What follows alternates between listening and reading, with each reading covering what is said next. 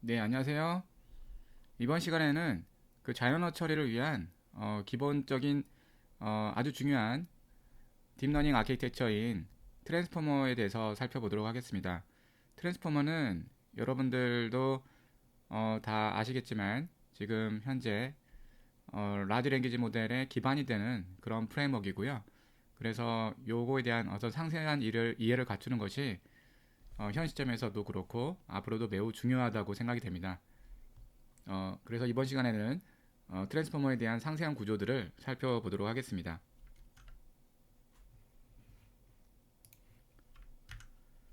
예, 트랜스포머에 대한 그 기본적인 내용으로서 먼저 모티베이션에 대해서 살펴보도록 하겠습니다. 그리고 트랜스포머의 핵심적인 레이어인 어, 여러 가지 모듈들을 살펴보겠고 그 레이어가 여러 개로 구성되어 있는데 하나는 셀프 어텐션, 또 다른 하나는 피드포드 네트워크 레이어도 구성되어 있고요. 그 다음에 레조들 커넥션이나 레이어 노멀라이제이션과 같은 것도 추가적으로 네트워크 구성 요소가 될 수가 있습니다. 그리고 이제 포지셔널 임베딩도 활용이 되고요. 그 다음에 아키텍처들을 다양한 아키텍처들을 살펴보도록 하겠습니다. 트랜스포머가 왜 제안이 됐는지에 대한 배경과 관련된 부분으로서 시퀀스 모델링을 위해서 기존에는 RNN을 이용해서 처리를 해왔습니다. 그러나 RNN은 다음과 같이 로컬리티가 리니어하고 그래서 왼쪽에서 오른쪽으로 가는 저런 플로우에서 인접한 그런 단어들이 서로 간에 영향을 주고 있는 그러한 구조를 띱니다. 이러한 리니어 로컬리티 문제 때문에 두 단어가 멀리 떨어져 있는 경우에는 그것들을 제대로 모델링하는 것이 시간이 오래 걸립니다. 다시 말해서 여기에 체프하고 그 다음에 이트가 있는데 단어 간의 거리가 멀잖아요.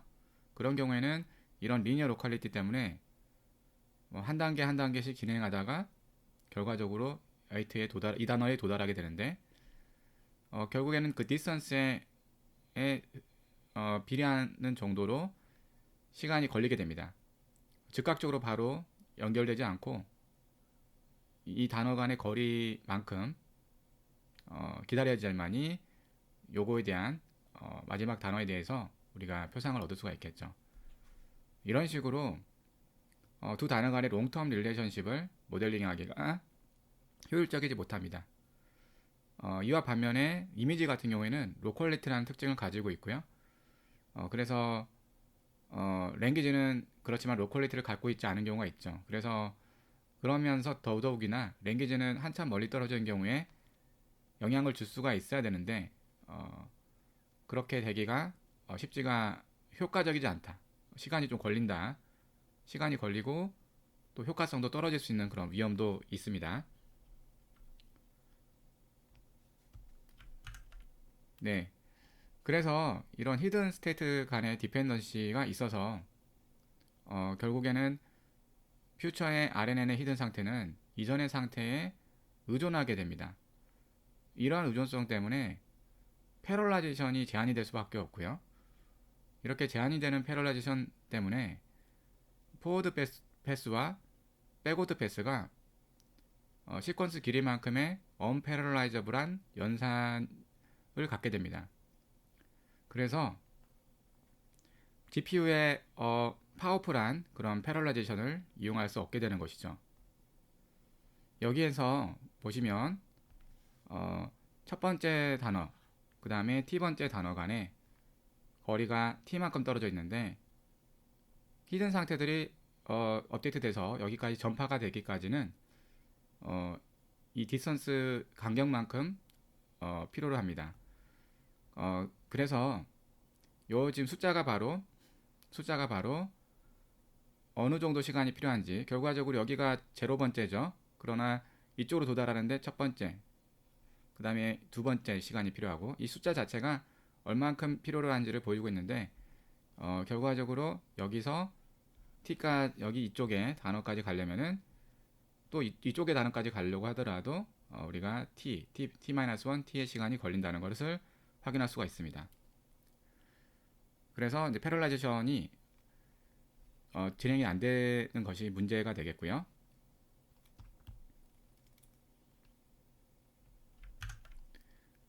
네, 그래서 나타난 제한된 구조가 트랜스포머입니다. 트랜스포머는 RNN과 다르게 셋에서 셋으로 가는 그런 트랜스포메이션 모듈로 구성되어 있고요. 이때 문장을 시퀀스로 보지 않고 셋 오브 워드로 바라봅니다. 그래서 입력이 시퀀스로 취급되지 않고 셋 오브 워드로 취급되는데, 이런 식으로 시퀀셜 디펜던시를 명시적으로 리무빙 하게 되고요. 이것은 마치 이미지처럼 센텐스를 바라보는 그런 관점이라고 볼 수가 있겠습니다. 그래서 하나의 단어가 픽셀과 같은 그러한 것처럼 문장을 이미지로 여기는 것이죠. 또는 뭐 한 단어를 이미지의 패치로 볼 수도 있겠고요. 그래서 트랜스포머는 문장을 set of word로 바라봅니다. 그러나 RNN은 여기서 나타난 것처럼 단어들의 시퀀스로 바라보는 거죠. RNN은 우리가 일단은 우리는 좀 수식을 이용해서 트랜스포머를 표현할 건데, 데이터 매트리스를 다음과 같이 가정하도록 하겠습니다. 데이터 매트리스는 x1부터 xn이라는 그런 로 벡터로 구성되어 있습니다. x1은 사실 컬럼 벡터고 트랜스포즈를 취해서 로 벡터를 만드는 거죠. 그리고 xn은 n번째 단어에 대한 로 벡터, x1은 첫 번째 단어에 대한 로 벡터. 그래서 총 n개의 단어가 이렇게 로 벡터로 데이터 매트리스 또는 뭐 디자인 매트리스라고 할 수도 있어요. 디자인 매트리스. 기계학습에 많이 나오는 그러한 용어죠.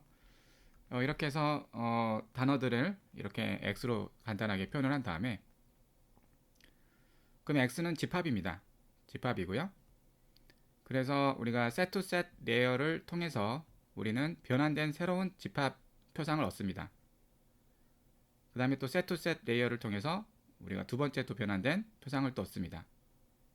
또 set to set 레이어를 통해서 우리 세 번째 표상을 얻는 거죠. 이렇게 set to set 레이어는 attention set transformation mechanism이라고 할 수가 있습니다. 그래서 우리가 이제 살펴볼 그 레이어는 셋에서 셋으로 갈 때 어떠한 메커니즘을 이용하느냐, 이 부분이 결국에는 핵심적인 건데요.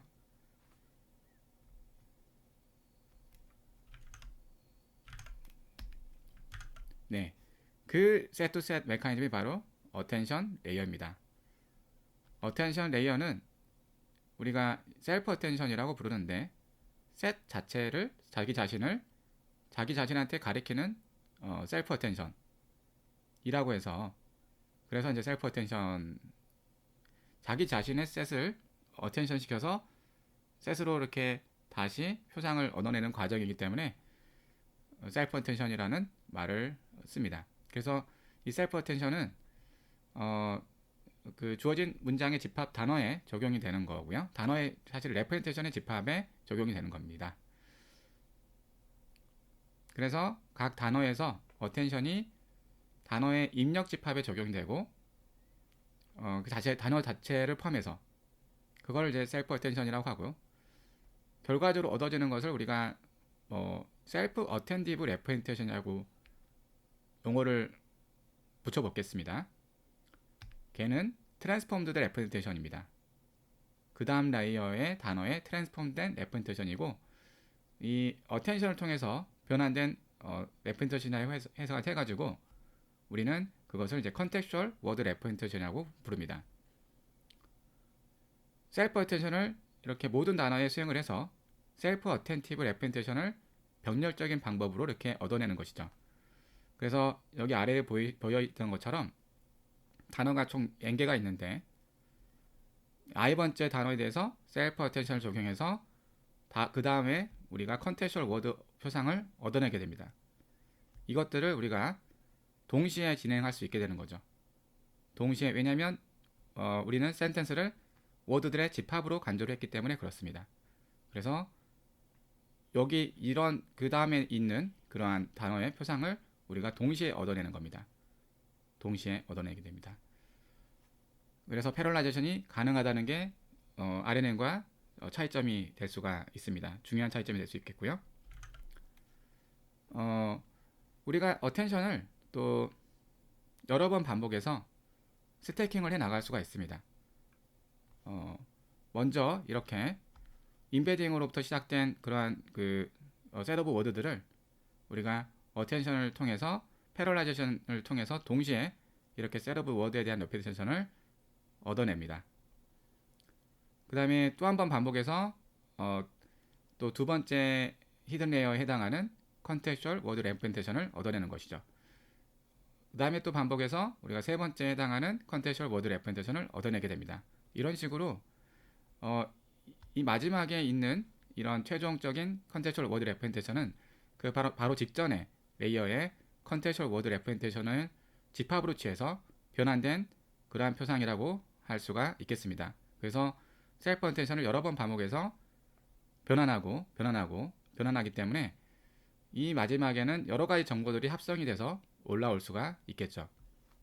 이런 식으로 스태킹이 가능한 형태가 되겠습니다. 기본적인 아이디어는 다음과 같은데 트랜스포머는 이제 몇 가지가 더 사실은 세부적으로 있습니다. 그것들을 살펴보도록 하겠고요. 자, 그런데 이제 셀프 어텐션은 마치 컨볼루셔널 필터처럼 우리가 앞에서 문장을 셋 오브 워드로 본다 그랬는데 이미지로 우리가 본다면 이미지에서는 컨볼루셔널 필터를 통해서 그 다음 레이어로 변환을 해줍니다. 그러면은 그 둘 간에 어떤 유사성이 있을 수 있잖아요. 실제로 유사성이 있습니다. 둘 다 쉐어드 파라미터를 이용합니다. 그래서 셀프 어텐션 할 때 각 단어마다 다른 파라미터를 이용해서 어텐션 하는 게 아니라 이 특정한 레이어에서는 동일한 파라미터를 이용해서 셀프 어텐션을 수행하게 됩니다. 그 다음에 모두 다 GPU 이피션트한 패러럴 메커니즘에 기반을 두고 있습니다. 패러럴라이제이션이 가능하기 때문에 모든 단어, 모든 픽셀, 단어들이 동시에 처리가 될 수 있다는 것입니다. 그러나 이제 차이점은 셀프 어텐션은 노노컬합니다. 글로벌리 어플라이 되는 것이죠. 그래서 전체 요소에 글로벌이 적용되고요. 컨버전 필터는 로컬한 연산이라고 할 수 있습니다. 그런 면에서 차이를 보이고 있어요. 예, 그래서 이 부분이 이제 저희가 공통점과 차이점이라고 할 수가 있겠고요. 그래서 셀프 어텐션은 글로벌한 어떤 특징을 가지고 있기 때문에 롱텀 디펜던시가 직접적으로 핸들링 될 수 있습니다. 그러나 이제 컨버전 필터는 롱 디펜던시를 간접적으로 모델링할 수밖에 없죠. 적용되는 그 필터가 적용되는 영역이 로컬이기 때문에 딥 레이어를 쌓아야지만이 롱 디펜던시가 모델링 됩니다. 그래서 멀티플 레이어가 필요하다는 것이고요. 이제 셀프 어텐션은 이와 다르게 만약에 이런 문장이 있으면 이런 문장은 지금 여러분 뱅크가 두 가지 의미가 있다는 거 아시죠? 그 의미의 센스를 알기 위해서 만약에 컨버전 필터 같은 걸 적용했으면 그 관련된 단어, 이 뱅크의 의미와 관련된 단어인 리버나 스팸 이런 단어들을 얻어내기까지 몇 단계의 레이어를 거쳐야 될지도 모릅니다. 그러나 셀프 어텐션은 한 번에 글로벌 연산이기 때문에 관련된 단어로 직접 가서 뱅크의 의미가 어떤 건지를 예상할 수 있게 되는 것이죠. 그러한 장점이 있습니다. 특징이 있습니다. 글로벌 연산의 이제 파워풀한 면을 보여주고 있는 것이고 자연 언어에서는 이렇게 롱으로 이렇게 떨어져 있는 단어들이 서로 연관이 있는 경우가 많기 때문에 특히나 이런 글로벌 연산이 중요하다고 할 수가 있겠습니다. 자, 그러면은 우리가 트랜스포머는 어떤 거냐? 결국에는 트랜스포머는 여러분들이 셀프 어텐션을 통해서 어텐션에 기반을 두고 있다 라는 것을 일단은 주목하시면 될 것 같고요. 그래서 트랜스포머의 논문의 내용이 Attention is all we need 거든요. 그러니까 어텐션만 있으면 된다는 거죠. 그래서 어텐션 자체가 굉장히 핵심적인 겁니다. 그래서 앞에서 제가 스케치를 했던 것처럼 결국 어텐션을 계속 해나가면서 단어의 표상을 변경해 나가는 거예요. 그런데 트랜스포머는 그 이상의 것을 수행하게 됩니다. 셀프 어텐션보다 단지 셀프 어텐션이 아니라 좀 더 많은 모듈들을 가지고 있어요. 그래서 그런 것들을 살펴볼 텐데 먼저 이제 워드 임베딩을 통해서 우리가 단어들을 벡터로 만든 다음에 그 다음에 트랜스포머 레이어가 있습니다. 이 트랜스포머 레이어는 당연히 셀프 어텐션을 포함하고 그리고 나서 피드 포워드 뉴럴에서 다시 단계를 거치는데 그리고 또 부가적으로 노멀라이제이션과 레지듀얼 커넥션을 적용합니다. 그렇게 해서 이렇게 네 가지 컴포넌트가 트랜스포머 레이어의 핵심적인 부분이다 라고 할 수 있겠고요. 특히 이 셀프 어텐션은 당연히 가장 중요하고 그 다음에 피드 포워드 뉴럴넷이 또 중요한 메이저한 컴포넌트고요. 나머지 이 두 가지는 학습 속도를 더 개선시키기 위해서 효과를 더 높이기 위해서 적용된 그러한 딥러닝 방법입니다. 그래서 이 구조에 대해서 우리가 살펴볼 텐데 그래서 트랜스포머 레이어라고 합니다. 우리가 트랜스포머 레이어라는 명호는 결국 트랜스포머 레이어는 하나의 레이어가 이런 구성으로 되어 있다는 거죠. 이게 이제 인코더에서는 이런 구성이 되어 있고 디코더는 이런 구성인데 거의 비슷합니다. 결국 어텐션과 피드 포워드 뉴럴넷 그리고 얘네들을 메꿔주는 노멀레이션과 레졸루 커넥션 이것이 바로 트랜스포머 레이어를 구성하는 겁니다.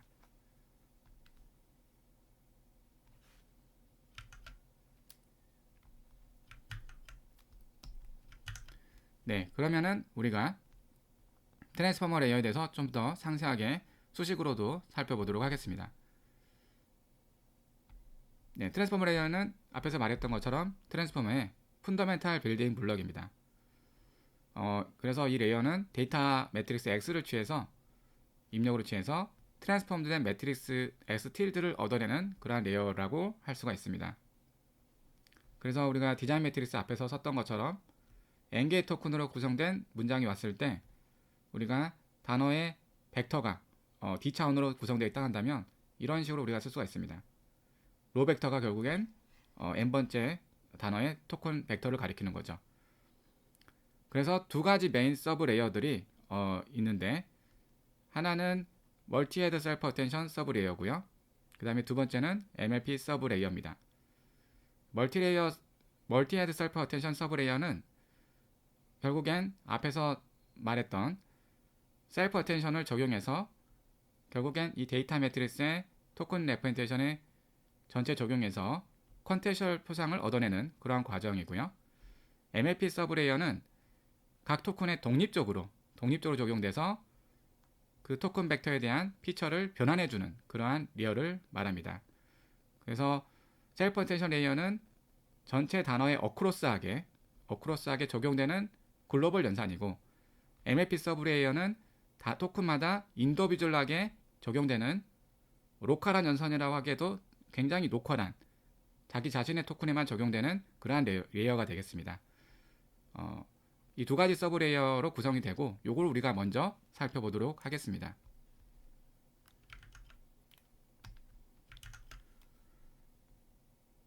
네, 셀프 어텐션을 살펴볼 텐데 먼저 셀프 어텐션은 입력 토큰의 집합인 x1, xn 이것을 셀프 어텐티브 레프레젠테이션이라고 우리 앞에서 용어를 소개를 했었죠. 이것인 y1, yn으로 매핑해주는 모듈입니다. 레이어입니다. 그런데 우리가 셀프 어텐션의 스탠다드 버전을 살펴보기 전에 나이브 버전을 우리가 살펴볼 텐데 이 나이브 버전은 파라미터가 없는 버전입니다.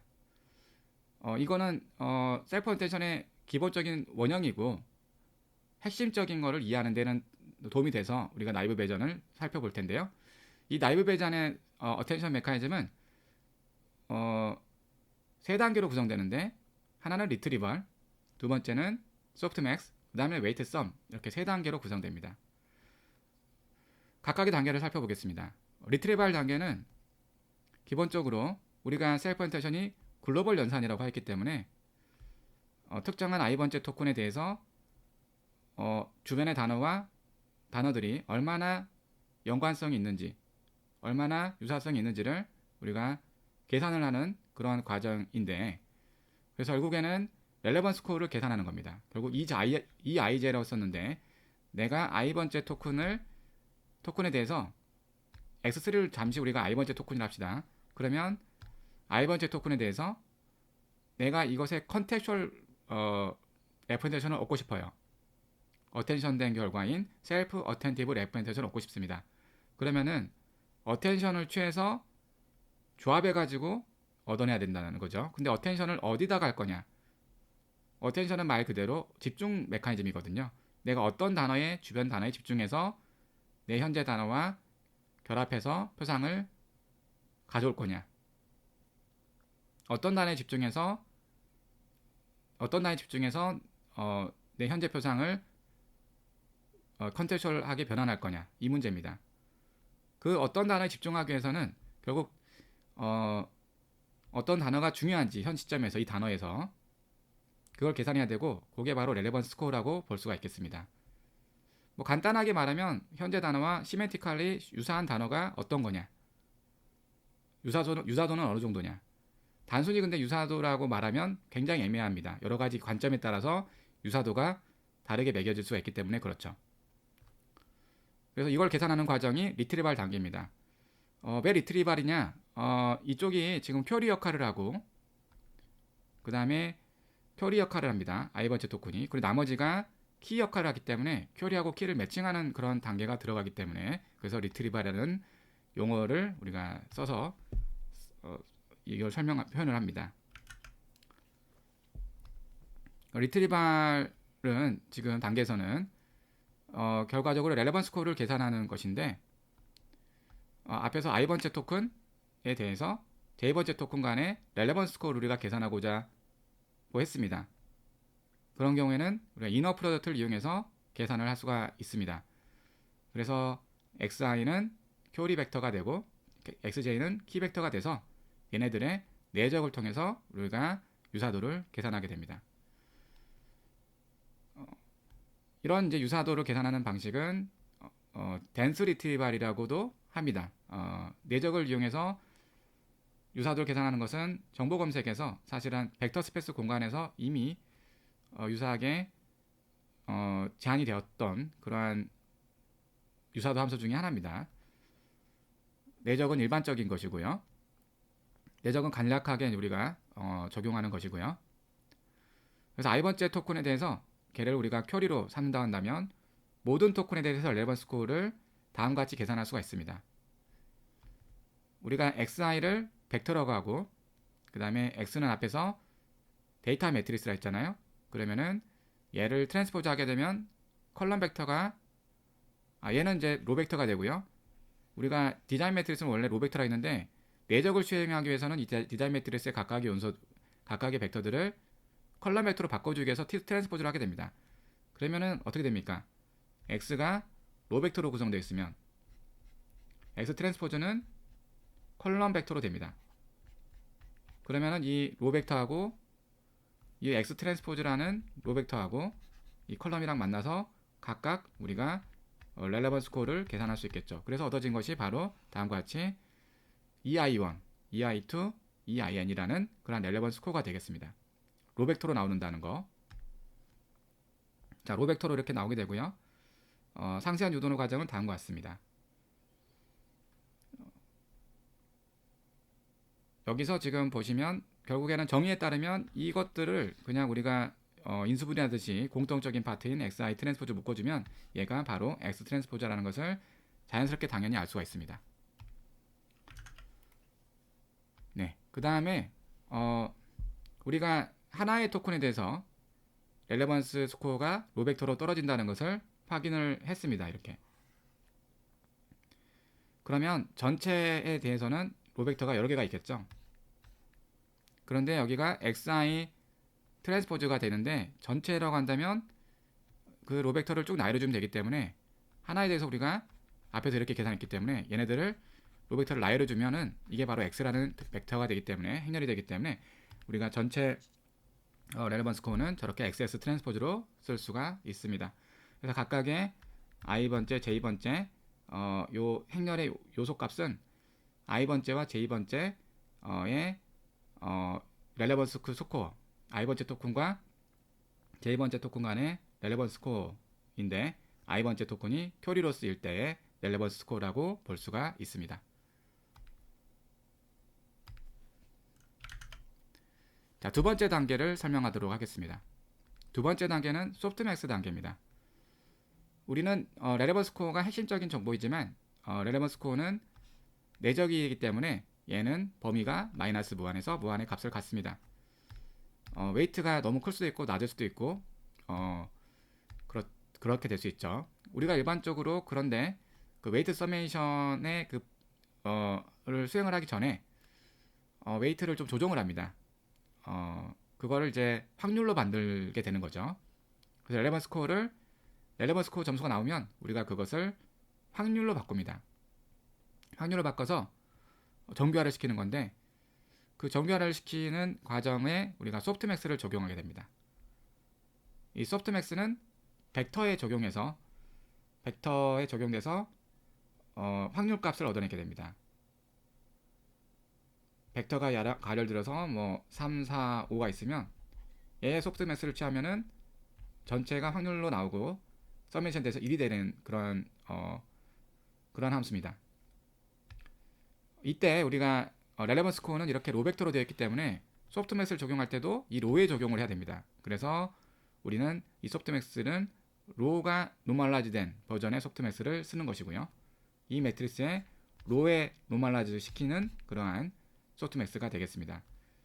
소프트맥스에 대한 상세한 식은 우리가 뭐 원래는 익스포넨셜을 취하고 그 다음에 노멀라이제이션을 취해야 되기 때문에 그 익스포넨셜 취한 항과 노멀라이제이션 항을 이렇게 엘레마이트 디비전을 해가지고 매트리스 형태로는 다음과 같이 쓸 수 있습니다. 그래서 로 노멀라이즈드 버전의 소프트맥스를 이용한다 라는 것을 참고로 알아두시고요. 그 다음에 세 번째 단계는 웨이티드 서메이션입니다. 웨이티드 서메이션은 우리는 방금 우리가 소프트맥스를 취했기 때문에 웨이트가 얻어집니다. 웨이트는 결국에는 i번째 토큰에 대해서 웨이트가 이렇게 로 벡터로 얻어지게 됩니다. 로 벡터로 얻어지게 되고 그다음에 우리는 이 각각의 로의 의미를 알고 있습니다. 얘네들은 내가 어떤 단어에 웨이트를 줄 거냐, 어떤 주변의 단어에 웨이트를 줄 거냐, 그 웨이트가 확률 값인 거죠. 그러면 그 웨이트만큼 해당하는 벡터들을 곱해가지고 더해줘야 됩니다. 그래서 웨이티드 서메이션을 해줘야 되는 건데 요 벡터하고 아이버제 토큰 기준으로 이 벡터하고 이 행렬은 이렇게 보면은 우리가 컬럼이라고 볼 수 있습니다. 결국 로 벡터가 이렇게 쌓여 있는 거죠. 컬럼으로. 그래서 얘랑 만나서 웨이트 서메이션이 자연스럽게 되는 것이고 이렇게 우리가 쓸 수가 있습니다. 각각의 요소를 우리가 알파1, 알파 i1, 알파 i2, 알파 in이라고 한다면 얘는 확률입니다. 알파 ij가 서메이션 돼서 1이 되는 확률인데요. 이렇게 우리 로 벡터들을 웨이트 서메이션에서 또 로 벡터를 얻게 되는 거죠. 얘랑 만나서 로 벡터가 하나 얻어지게 되고 그런데 i번째에 대해서는 그렇지만 전체에 대해서 해주면 우리가 로 벡터를 또 얻을 수가 있습니다. 그 벡터가 우리가 그 행렬이 y가 되겠죠. 그래서 소프트맥스가 취해진 그런 결과에 우리가 x라는 대자인 매트리스를 곱해주면 우리가 y를 얻을 수가 있게 됩니다.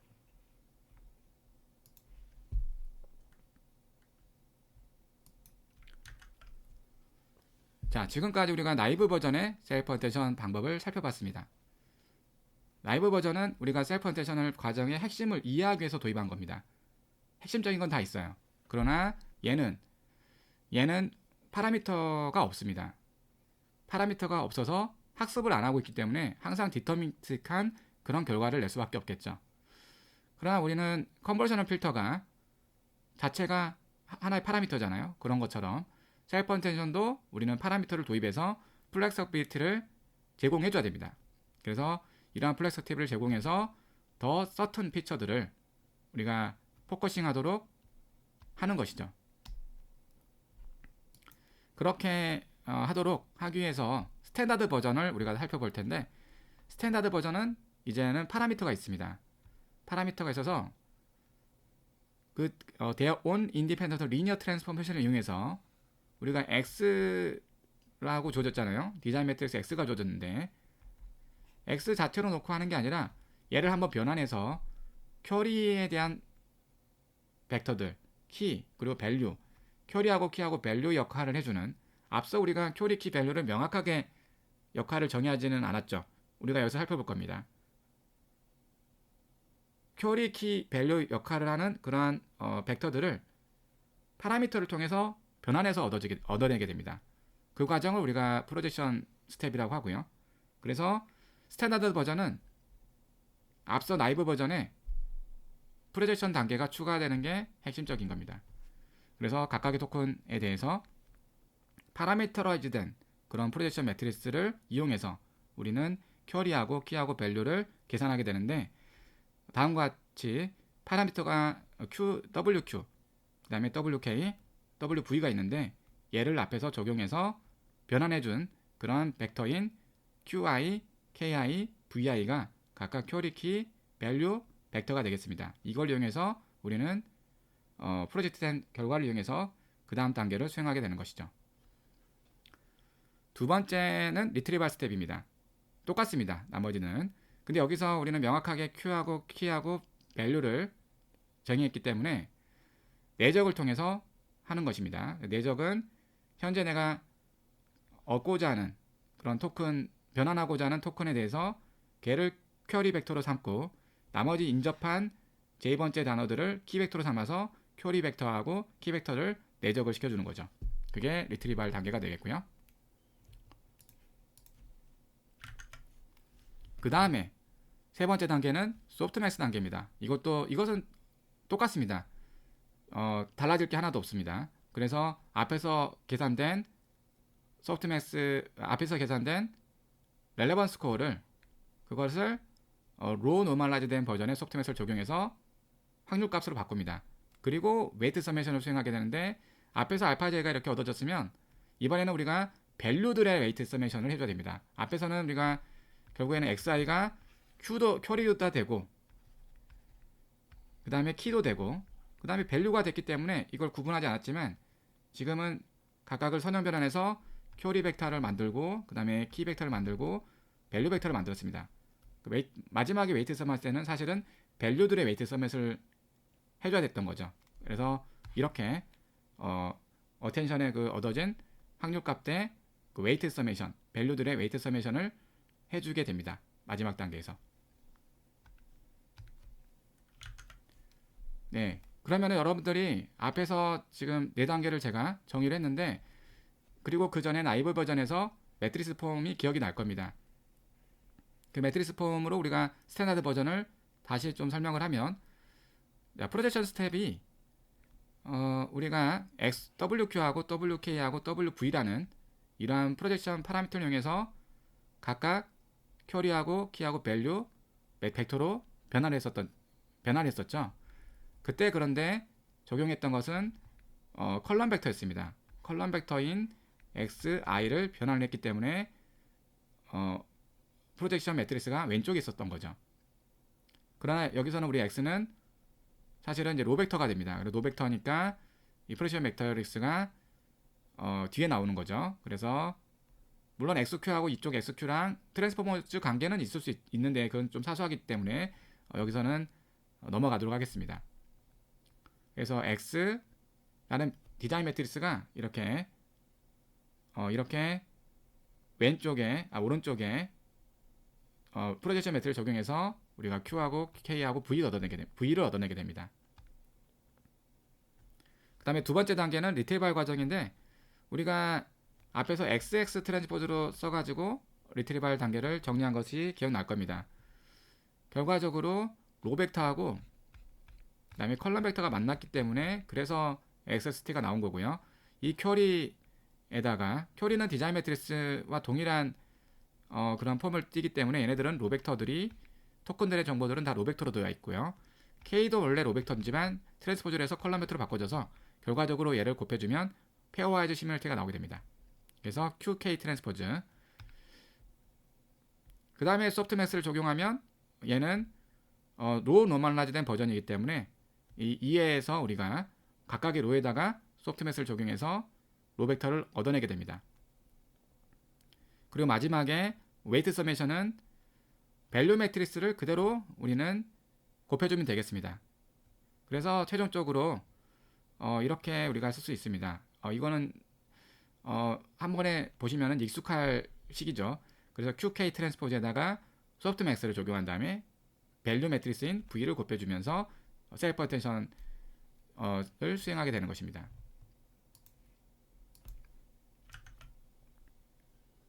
자, 스탠다드 버전을 좀 더 우리가 그림으로 그려보면 X가 주어지면 우리가 단번에 이렇게 하는 게 아니라 프로젝션을 거쳐서 우리가 큐리 키를 각각 뽑아냅니다. 여기서 여러분 로 벡터들이 다 토큰들의 벡터입니다. 그래서 큐리도 마찬가지로 로 벡터들이 또 키도 마찬가지로 로 벡터들이 다 되겠고요. 여기서 QK 트랜스포즈를 통해서 페어와이즈 유사도를 계산하게 됩니다. I번째, J번째는 유사도를 가지고 있습니다.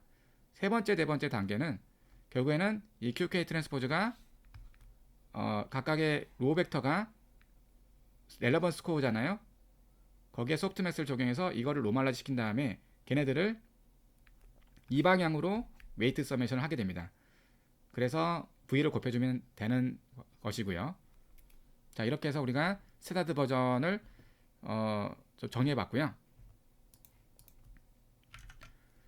그 다음에 셀프 스테이션이 마지막 또 고려해야 될 부분이 스케일드된 버전을 이용했다는 것입니다. 스케일드라는 것은 이제 소프트맥스를 적용하기 전에 그 값을 좀 조정해 준 건데요.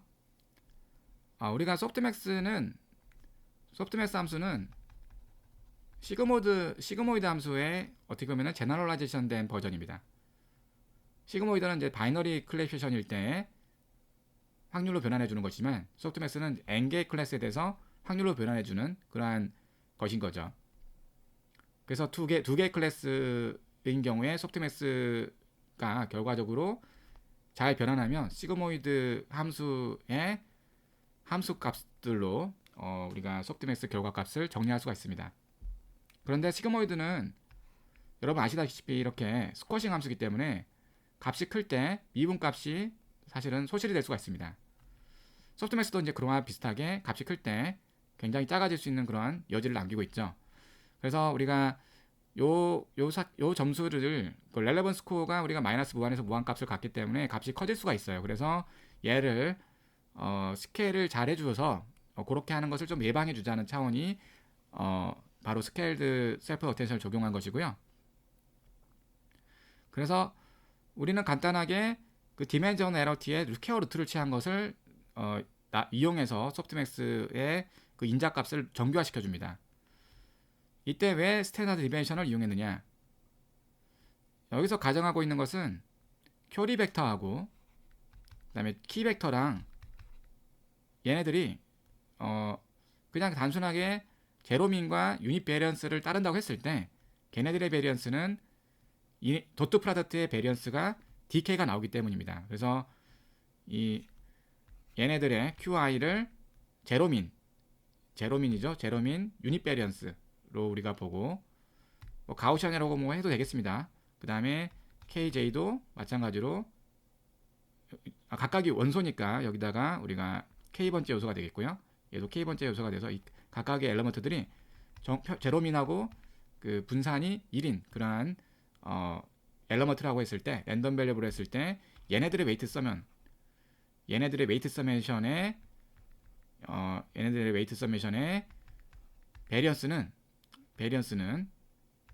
베리언스는 바로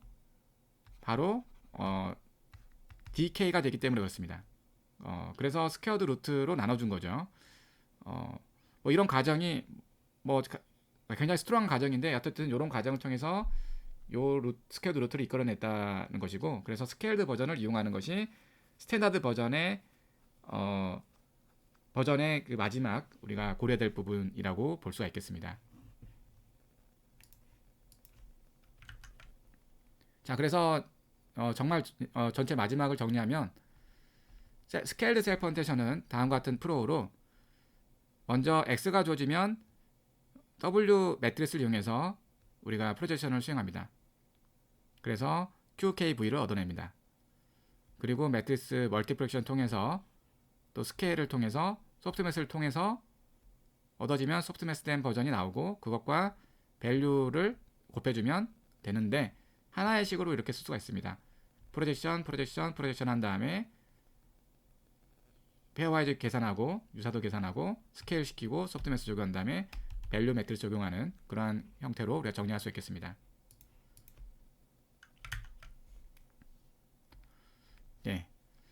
자, 그 다음에는 우리가 멀티헤드 셀프 어텐션을 살펴보도록 하겠습니다. 자, 멀티헤드 셀프 어텐션은 우리가 지금까지 살펴본 셀프 어텐션은 싱글 헤드 어텐션입니다.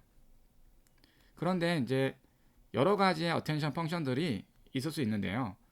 결국에는 현재 토큰에 대해서 다양한 렐레번스 패턴들을 디파인을 함에 따라서 우리가 여러 가지 어텐션 펑션들이 가능할 수 있습니다. 우리가 한 가지의 렐레번스 패턴만 있는 게 아니에요. 어떤 토큰은 어떤 패턴들은 서브젝트 파트의 단어를 찾고자 할 수 있습니다. 어텐션 과정에서. 어떤 경우에는 모디파잉 파트를 찾고자 할 수도 있습니다. 어떤 경우에는 단순히 코어커링 된 단어들, 콜로케이트 된 패턴들 이런 것들을 찾아내려고 할 수도 있는 거고요.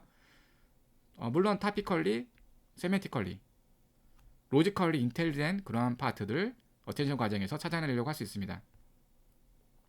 우리가 이미지에서 하리젠털을 찾던 버티컬을 인식하던 대각선 이런 것처럼 여러 가지 렐레번스 패턴이 있는 것이죠. 그래서 우리는 하나의 싱글한 어텐션 패턴으로만 이거를 다양한 걸 디텍션할 수가 없기 때문에 멀티플 어텐션 헤드를 사용하게 됩니다. 자, 멀티플 헤드 어텐션을 사용한다는 것은 결과적으로 하나의 헤드만 이용하는 게 아니라 서로 독립적인 파라미터를 갖는 여러 개의 헤드를 이용한다는 것이고, 그래서 프레시션 단계부터 독립적인 파라미터 헤드 스페시픽한 이런 웨이트 매트리스를 갖게 되고요. 여기서 H가 헤드의 인덱스입니다.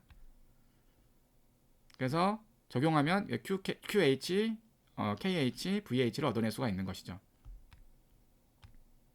그래서 프로젝션 파라미터를 이렇게 가짐에 따라서 서로 다른 프로젝션 파라미터를 가짐에 따라서 멀티헤드 어텐션은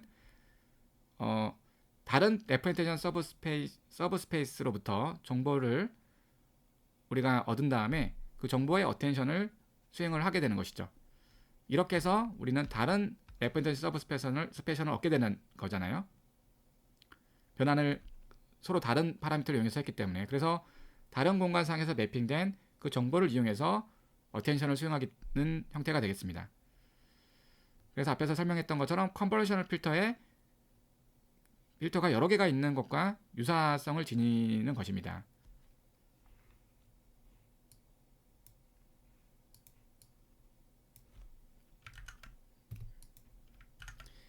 자, 그러면 우리가 지금 한 개의 싱글 어텐션 헤드를 넘어서서 H개의 멀티플 헤드 어텐션이 있다고 가정해 보겠습니다.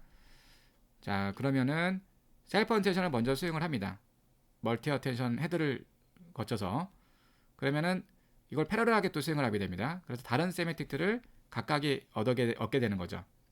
앞에서 우리가 설명했던 것처럼 셀프 어텐션은 구조는 4단계로 구성되어 있잖아요. 프로젝션, 리트리버, 소프트맥스, 웨이트 서메이션 이것들을 각각 적용합니다.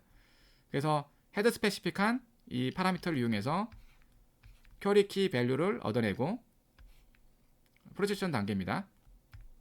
그 다음에 리트리발, 소프트맥스, 웨이트 썸을 수행을 해서 이렇게 어텐션 결과를 얻습니다.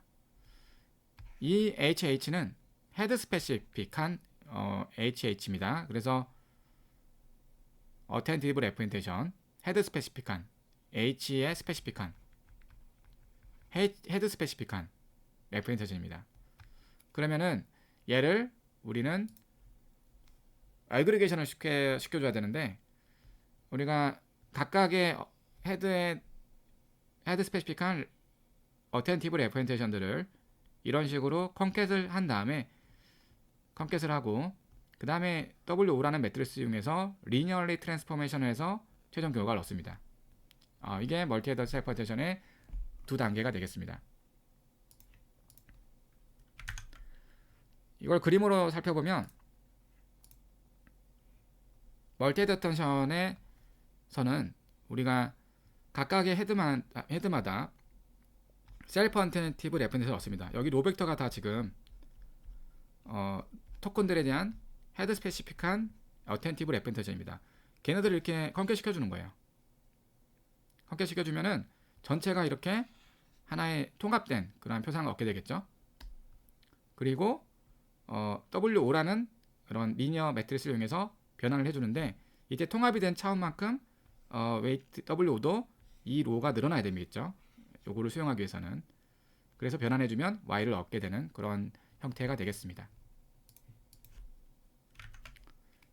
다시 한번 수식으로 정리하면 X 셋오브 토큰이 X로 주어지고 큐리하고 키하고 밸류가 웨이트 매스의 차원이 D by D, D by D, D by DV 뭐 이런 거 이렇게 되어 있습니다.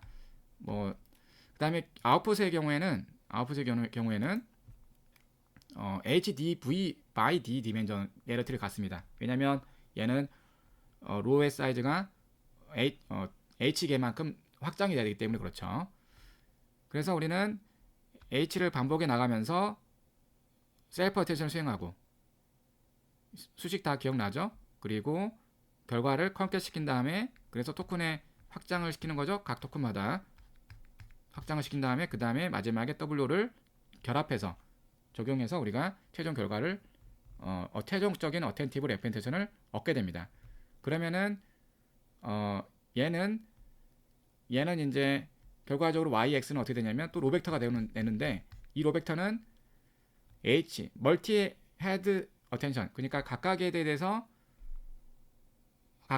대한 어텐티브 레프렌테이션을 다 컴켓 시킨 다음에 변환해서 얻어냈기 때문에 그 정보가 다 녹아 들어가 있겠죠. 자, 그러면은 X가 주어지면 셀프 어텐션을 H번 반복해서 헤드와이즈 셀프 어텐션 수행하고 컴켓하고 그 다음에 리니어 변환해서 Y를 얻는다 라는 것을 인포메이션 프로로 그림으로 저렇게 보여줄 수가 있습니다. 멜테드 셀프 어텐션은 다른 시메틱들을 캡처를 한다고 각각 헤드마다 그런 것들이 또 연구가 리포트가 많이 되어 있습니다. 그래서 헤드만큼 각각의 헤드들을 이제 비주얼레이션 해보니까 어텐션 확률에 따라서 점수를 이렇게 계산해 보니까 색깔을 다르게 해보니까 이제 패턴들이 다르게 나오는 거죠. 헤드가 지금 1번, 2번, 3번 해서 8개가 있는데 걔네들이 어텐션 패턴이 조금씩 다르고 어떤 경우 많이 다른다는 것을 우리가 확인해 볼 수가 있습니다. 그래서 얘가 캡처하는 시메틱이나 그런 정보들이 다르다는 것이죠. 자, 지금까지 우리는 트랜스폼에서 가장 중요한 셀프 어텐티브 멀티헤드 셀프 어텐션을 살펴봤습니다. 그러면은 우리가 그 다음에 우리가 피드포워드 뉴럴 레이어를 살펴보도록 하겠습니다. 피드포워드 뉴럴에서 이제 이 두 번째 단계가 되겠고요. 트랜스포머 레이어에서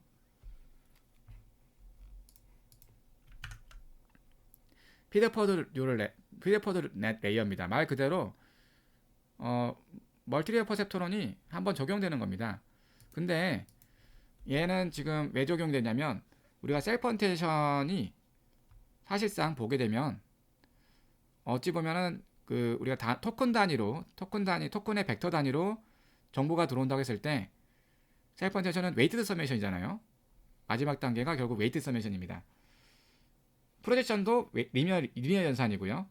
물론 소프트맥스를 적용해서 웨이트를 구할 때 비선형이 들어가지만 그 소프트맥스에서의 비선형은 표상을 넣기 위한 비선형이기도 하지만 웨이트를 확률로 바꾸기 위한 비선형이잖아요. 그래서 조금 표상에 직접적으로 적용되는 비선형은 아니라는 거죠. 그래서 셀프 어텐션 자체는 어떻게 보면은 리니어 연산에 가깝습니다. 결과적으로 주변 단어의 토큰들의 벡터의 리니어 서메이션이기 때문에 그렇죠. 그런데 그래서 너니리티가 없다라는 겁니다. 엘리먼트 와이즈로. 그래서 우리가 피드포워드 뉴럴넷을 적용하는 건데 이걸 어떻게 비유하면 되냐면 멀티레이어 퍼셉트론의 경우에는 하나의 노드가 여러분 하나의 노드가 이렇게 여러 개의 노드를 취해서 웨이트 서메이션 돼서 올라오게 되잖아요. 이때 우리가 항상 액티베이션 펑션을 적용합니다. 이 액티베이션 펑션이 뭡니까? 넌 리니어잖아요. 예, 그런 것처럼 이 웨이트 서메이션을 하던 이 역할을 우리가 셀프 언텐션이라 보면 넌 리니어는 이 노드에 각각에 적용되는 거잖아요. 그러한 연산이 없다는 겁니다. 그래서 피드포워드 네트워크는 피드포워드 뉴럴넷은 이렇게 얻어진 웨이트 서메이션 벡터에 대해서 각 토큰마다 우리가 엘러먼트 와이즈로 비선형을 가미시킨다는 거고요. 그래서 이렇게 피드포워드 뉴럴넷을 적용한다는 겁니다. 그래서 방식은 이렇게 정의된 두 개 층으로 구성된 피드포워드 레이어를 어텐션의 아웃풋에 적용을 해서 넌리니어 액티베이션을 얻어내는 것이 주된 목적이라고 볼 수가 있겠고요. 여기서 보시면 룰루가 있잖아요. 비선형을 적용하는 거죠. 그래서 Y 앞에서 i번째 토큰에 로벡터가 들어오게 되면 이거를 웨이티드 매트리스 통해서 변환하고 룰루를 통해서 비선형으로 바꾸고 비선형 액티베이션을 수행하고 그 다음에 W2로 다시 한번 원래 차원으로 되돌려주는 그러한 연산을 수행해서 저렇게 구성이 됩니다. 여기에 로벡터가 되기 때문에 웨이트 매트리스는 뒤쪽에 나온다. 여러분 로벡터는 항상 웨이트가 뒤쪽에 나온다라고 보고 그 다음에 컬럼 벡터의 경우에는 웨이트가 앞쪽에 나온다. 이렇게 기억을 해주시면 됩니다. 편합니다.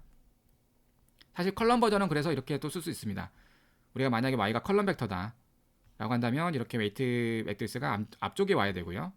로벡터이기 때문에 우리는 뒤쪽에 보냈습니다. 그래서 실제 그림으로 따지면 셀프 언텐션은 각각의 웨이트 서메이션인데 엘리먼트 와이즈로 비선형 연산을 수행하는 피드포워드 뉴럴을 거쳐서 그 다음 레이어로 넘겨준다 라고 보시면 되겠습니다.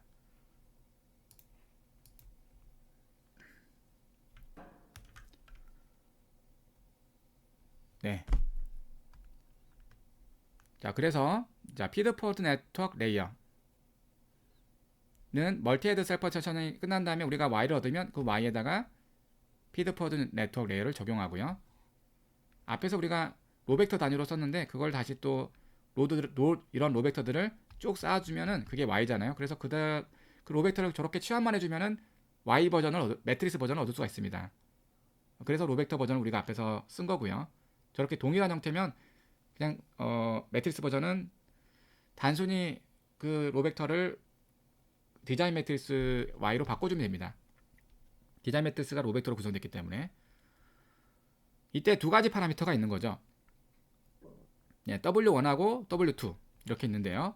W1은 이런 디멘 저너리티를 갖고 W2는 이런 디멘 저너리티를 갖는데 DFF가 결국에는 FFN의 히든 레어의 차원인데요. 그게 일반적으로 좀 바틀넷 구조를 띠고 있어서 DFF가 D몰보다는 이제 훨씬 크게 됩니다.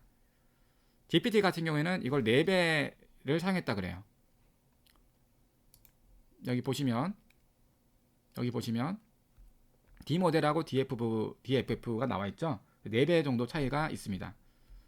실제로 우리가 MS 멀티헤드 셀프 언텐션 다음에 FFN 이 FFN은 이렇게 확장을 하면은 다음과 같이 아래 오서 W1이 곱해지고 그 다음에 이렇게 확장이 되는 거죠. 그래서 DFF가 4배이기 때문에 4배만큼 확장이 되고요. 그림상에서 4배로 보이진 않지만 4배가 확장이 되고 그 다음에 GPT가 그렇다는 겁니다. 그 다음에 얘가 다시 4분의 1 차원으로 줄어들어서 두 개의 레이어로 구성된 두 개의 레이어로 구성된 그런 형태를 띠게 됩니다. 그래서 이게 바틀넷 구조를 띈다는 점이 특징인데 왜 DFF를 이렇게 많이 가져갔을까? 여기에서는 어떤 정보를 많이 암기하고 기억하려고 하는 그런 메커니즘이 숨어 있을 수 있습니다. 그런 것과 관련된 해석이 있는데 뒤에 보시면 지금 이 슬라이드에서는 키밸류 메모리로 해석한 논문이 있습니다. FFN 레이어를 키밸류 메모리로 해석한 논문이 있는데 FFN은 다음과 같이 이렇게 쓸 수 있잖아요. 이렇게 쓸 수 있는데 우리가 소프트맥스 어텐션 펑션 기억나시죠? 어텐션 펑션은 소프트맥스에다가 쿼리 키 트랜스포즈 V라고 우리가 썼습니다. 그럼 얘랑 우리가 대응을 해보면 룰루만 소프트매스로만 대응을 해주면 나머지가 대응 관계가 성립된다는 것을 우리가 확인할 수가 있습니다.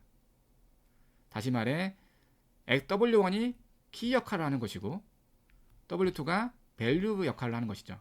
그리고 앞에서 MSA를 통해서 멀티헤드 셀프 어텐션을 통해서 얻어진 Y는 쿼리 역할을 하는 것이고, 그래서 키에 있는 값들이 입력으로 주어진 토큰으로 구성되는 게 아니라 메모리에 있어서 W1이 일종의 파라미터인데 걔네들이 인터널 키가 되는 거죠. 키가 되는데 얘네들이 항상 이렇게 그 레이어에서는 포착되고 있는 거죠. 이렇게 자리를 잡고 있는 겁니다. DFF만큼의 키가 있어서 마찬가지로 그거에 대응되는 DFF계만큼의 밸류가 있어서 DFF계만큼의 키하고 밸류 벡터가 있어서 여기서 Y라는 것이 각각의 그 로 벡터가 쿼리 역할을 해가지고 얘를 어텐션을 취한 다음에 어텐션 취하는 과정이 이걸 곱해서 룰루를 적용하는 겁니다. 원래는 소프트매스를 적용해야 되는데, 근데 어텐션을 취해서 유사도를 계산한 다음에 그냥 룰루를 취한 거예요. 룰루는 어떤 함수냐면 0보다 큰 값만 남겨놓고 나머지를 제로로 취하는 거죠. 그 룰루가 적용된 그러한 변환된 웨이트들을 이용해서 그 웨이트들이 나오면 그 웨이트가 다시 로벡터로 나올 거 아닙니까? 그러면은 그 로벡터와 요 방향으로 곱해주면 우리가 웨이트 서메이션을 계산할 수가 있는 거죠. 룰루를 이용해서 웨이트를 얻었다는 것이 특징이지, 사실상 얘는 키밸류 메모리에 어텐션으로 해석할 수가 있다는 것입니다. 어텐션으로 해석할 수 있다.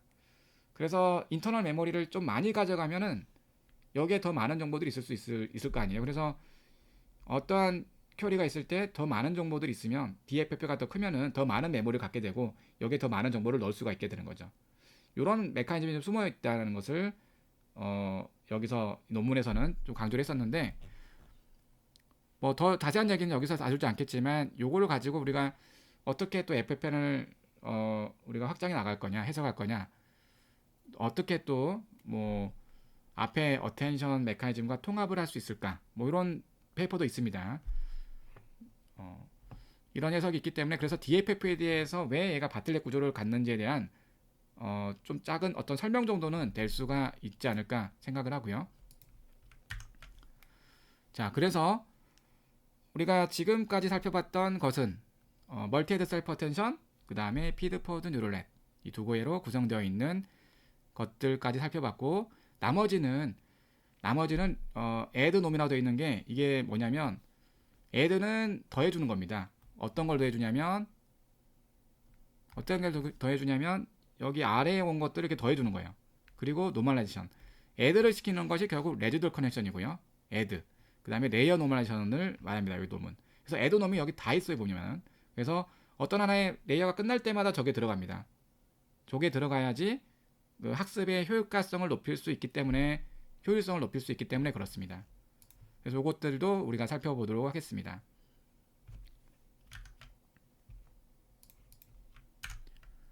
자, 레지덜 커넥션을 우리가 먼저 살펴볼 텐데, 자, 레지덜 커넥션은 2016년에 해라는 사람이 제안했던 건데요.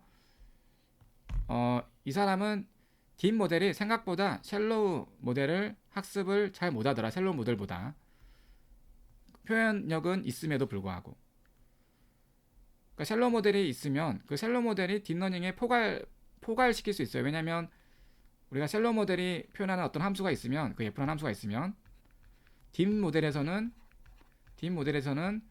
뭐 F라는 함수가 뭐 이걸로 구성되어 있다고 생각하면 F1, F2로 구성되어 있으면 여기를 F1으로 만들고 여기를 F2로 만들고 나머지를 다 항등 함수로 취하면 되거든요. 그런 식으로 딥 모델은 이 F1하고 F2로 구성된 셀로우 모델을 딥 모델이라고 했을 때 학습할 수 있습니다. 표현할 수가 있습니다. 근데 학습할 수 있을까? 실험해 봤더니 그렇지 않다는 거죠. 셀로우 모델은 로스를 이렇게 감소를 많이 시키는데 20레이어짜리는, 근데 딥레이어는 그렇게 하지 못하고 있습니다. 이걸 보고 딥 구조가 셀로우라는 것을 포함할 정도로 표현력은 좋은데 근데 이걸 표현할 때 나머지를 아이덴티티만 가져가면 될 텐데 왜 이걸 못할까? 이런 이제 의문을 삼을 수밖에 없어서 그래서 레지듀얼 커넥션을 여기서 제안하게 된 거고, 그래서 레지듀얼 커넥션은 이 논문은 레지듀얼 러닝을 제안합니다. 레지듀얼 러닝이라는 것은 우리가 타겟을 직접적으로 학습하는 게 아니라 타겟과 입력의 디퍼런스를 학습하는 것으로 레이어를 학습하는 겁니다. 그래서 타겟 매핑을 직접 우리가 X로부터 HA로 가는 것을 직접 학습하는 게 아니라 그것의 디퍼런스를 학습을 해서 마지막에 X를 더해주면은 HX가 얻어지는 구조로 우리가 학습을 하게 되고, 이때 이 디퍼런스가 만약에 제로가 되면은 우리가 얘가 제로가 된다기 때문에 X가 그대로 나오게 되는 거죠. 그러니까 이 디퍼런스가 제로가 된다는 것은 상대적으로 학습하기도 용이합니다. 왜냐하면 이 레이어는 웨이트를 제로로 만들면 되거든요. 그렇기 때문에 상대적으로 학습이 더 용이하는 거죠. 디퍼런스를 이렇게 함에 따라서 아이덴티가 이제 매핑이 학습이 될 수 있다는 것이고, 뭐 그런 이제 특징을 가지고 있는데 이걸 그대로 우리가 적용을 한 겁니다. 결과적으로 간단합니다. 레지듀얼 커넥션은 디퍼런스 레지듀얼 러닝을 하는 거기 때문에 우리가 이전의 레이어에 표상을 더해주면 됩니다. 멀티 레이어 셀프 어텐션 이 거친 다음에 이전의 입력을 더해줘서 레지듀얼 커넥션을 만들게 되는 거죠. 그래서 여기서 멀티 셀프 어텐션 구조에다가 이 X를 더해가지고 그 다음으로 내보내는 겁니다. 이게 레지듀얼 커넥션에 대한 내용이었고요. 자, 수식으로 쓰게 되면 이 레지듀얼 커넥션은 여기에만 적용되는 게 아니라 또 어떻게 적용됩니까? 그 다음에 FFN에도 적용이 됩니다. 그래서 여기서 지금 X를 더해줬잖아요. 그러면 요 구조가 다시 또 이 FFN을 적용하고 나서도 요 레지듀얼 커넥션을 또 가져가게 됩니다. 그래서 이 Z는 FFN Z 플러스 Z 이렇게 해서 최종적으로 다음과 같이 표현을 할 수가 있겠습니다. 예, 좀 빠른 것 같은데 더 천천히 하겠습니다. 네. 네, 그 다음에 우리가 적용하려고 하는 것은 배치 노멀라이제이션입니다. 예, 배치 노멀라이제이션은 코브레스 시프트 문제를 우리가 다루는 방법인데요. 코브레스 시프트 문제는 우리가 머신러닝에서 굉장히 전통적으로 알려져 있는 문제인데 학습된 모델이 특정한 분포에 맞춰서 학습을 했을 거 아닙니까? 그런데 입력 분포가 바뀌게 되면 그 학습된 모델은 코베레트 시프트를 겪게 됩니다. 영어로 표현하면 experience 코베레트 시프트를 경험하게 되는 거죠. 그러면 얘는 이제 여기에 맞춰서 적응을 해야 되는 거죠. 마치 그러니까 우리 사람으로 따지면 공부를 열심히 했는데 새로운 문제가 나온 거예요. 전혀 이전의 패턴에 없는 분포가 많이 바뀌게 되면 그 코브레스 시프트 문제를 겪게 되는데, 학습을 시켰는데 학습된 모델이 잘 수행하는 그 분포가 입력으로 오는 게 아니라 입력 분포가 바뀌는 거죠. 그런 식으로 우리가 코브레스 시프트 문제를 겪게 되는데, 그러면 성능이 떨어질 수밖에 없겠죠. 그런 분포를 갖게 되는 이그젬플에 대해서는. 그런데 이게 지금 딥러닝에서는 또 어떠한 유형의 코브레스 시프트가 있냐면 학습하는 과정에서 코브레스 시프트가 나타나는데요. 인터널한 코브레스 시프트라고 합니다. 학습하는 과정에서는 레이어가 만약에 두 개가 있다면 내가 지금 이 레이어에서 이것을 입력을 받을 텐데 입력을 받을 거 아닙니까? 그러면 각각의 웨이트들이 다 있을 거 아니에요? 그러면은 내가 지금 이 입력을 받아서 얘가 자기 웨이트 벡터를 막 학습하고 있는데, 근데 얘도 지금 보면은 이 웨이트 매트릭을 통해서 얘도 바뀌단 말이죠. 학습하는 과정에서는 다 바뀌기 때문에. 그러니까 내가 지금 여기에 이 분포에 맞춰서 지금 적응을 잘 하려고 할 때 갑자기 또 바뀝니다. 그 다음에 학습하는 초반이나 중반 수렴하기 전까지는 계속 바뀌게 해요. 여기가 안정화가 안 돼 있겠죠. 계속 바뀌는 그러한 그 표상이 되겠습니다. 여기에 맞춰서 자꾸 여기서 이 레이어의 그 웨이트들을 학습하려고 하다 보면 코브레스 에프트를 계속 겪게 되는 거죠. 그게 이제 네트워크 딥러닝에서 겪게 되는 그런 인터널 코브레스 시프트라고 여기서는 정의를 했습니다. 그래서 딥러닝을 학습하는 과정에서 레이어들마다 아랫레이어에서 학습이 진행됨에 따라서 레퍼런스가 바뀌기 때문에 그 위에 레이어에서는 항상 필연적으로 코브레스 시프트를 겪을 수밖에 없는 문제가 있었던 거죠. 그래서 그거를 해결하기 위해서 이 표상을 좀 더 정교화된 표현으로 정교화된 값이 되도록 맞춰주는 겁니다. 그러니까 분포를 너무 이렇게 왔다 갔다 하지 않도록 정교화를 좀 시켜주는 거예요. 일종의 전처리라고 볼 수 있겠는데요. 우리가 기계학습에 보면은 전처리를 하는 것도 있습니다. 예전에 전처리를 하는 것도 있는데 뭐 민값과 맥시멈 값을 적용해가지고 어떤 정해진 구간에 전처리하는 뭐 그런 것처럼. 근데 여기서 배치 노멀라이제이션은 x가 주어지게 되면 이렇게 스탠다드 디비에이션 형태의 정교화를 목적으로 합니다. 이거는 결국 평균이 제로고 나머지 분산이 1인 그런 정교화 표상을 갖도록 맞춰주려고 하는 거죠. 그러면은 만약에 이 분포를 따르게 되면은 얘는 인터널 코브레스 시프트를 현저하게 덜 겪게 됐겠죠. 근데 인터널 코브레스 시프트를 덜 겪게 하는 문제만 추가하다가는 이 자체의 학습을 또 했던 것들이 올라와서 어느 정도 또 대응해 줘야 되는 게 있기 때문에 결국에는 아이덴티티 펑션도 실현될 수 있도록 파라미터라이즈된 버전의 노멀라이제이션을 수행하게 됩니다. 그래서 다음과 같이 이 표상이 그대로 또 전달될 수 있도록 스케일링과 시프트의 파라미터도 같이 도입을 하는 거죠. 그래서 이 파라미터들은 결국에는 그대로 내보낼지 아니면은 코브레스 시프트 문제를 해결할지 두 가지를 선택하게 되고 요걸 적절하게 이제 학습 과정에서 컨트롤하는 그런 변수라고 생각을 하시면 되겠습니다.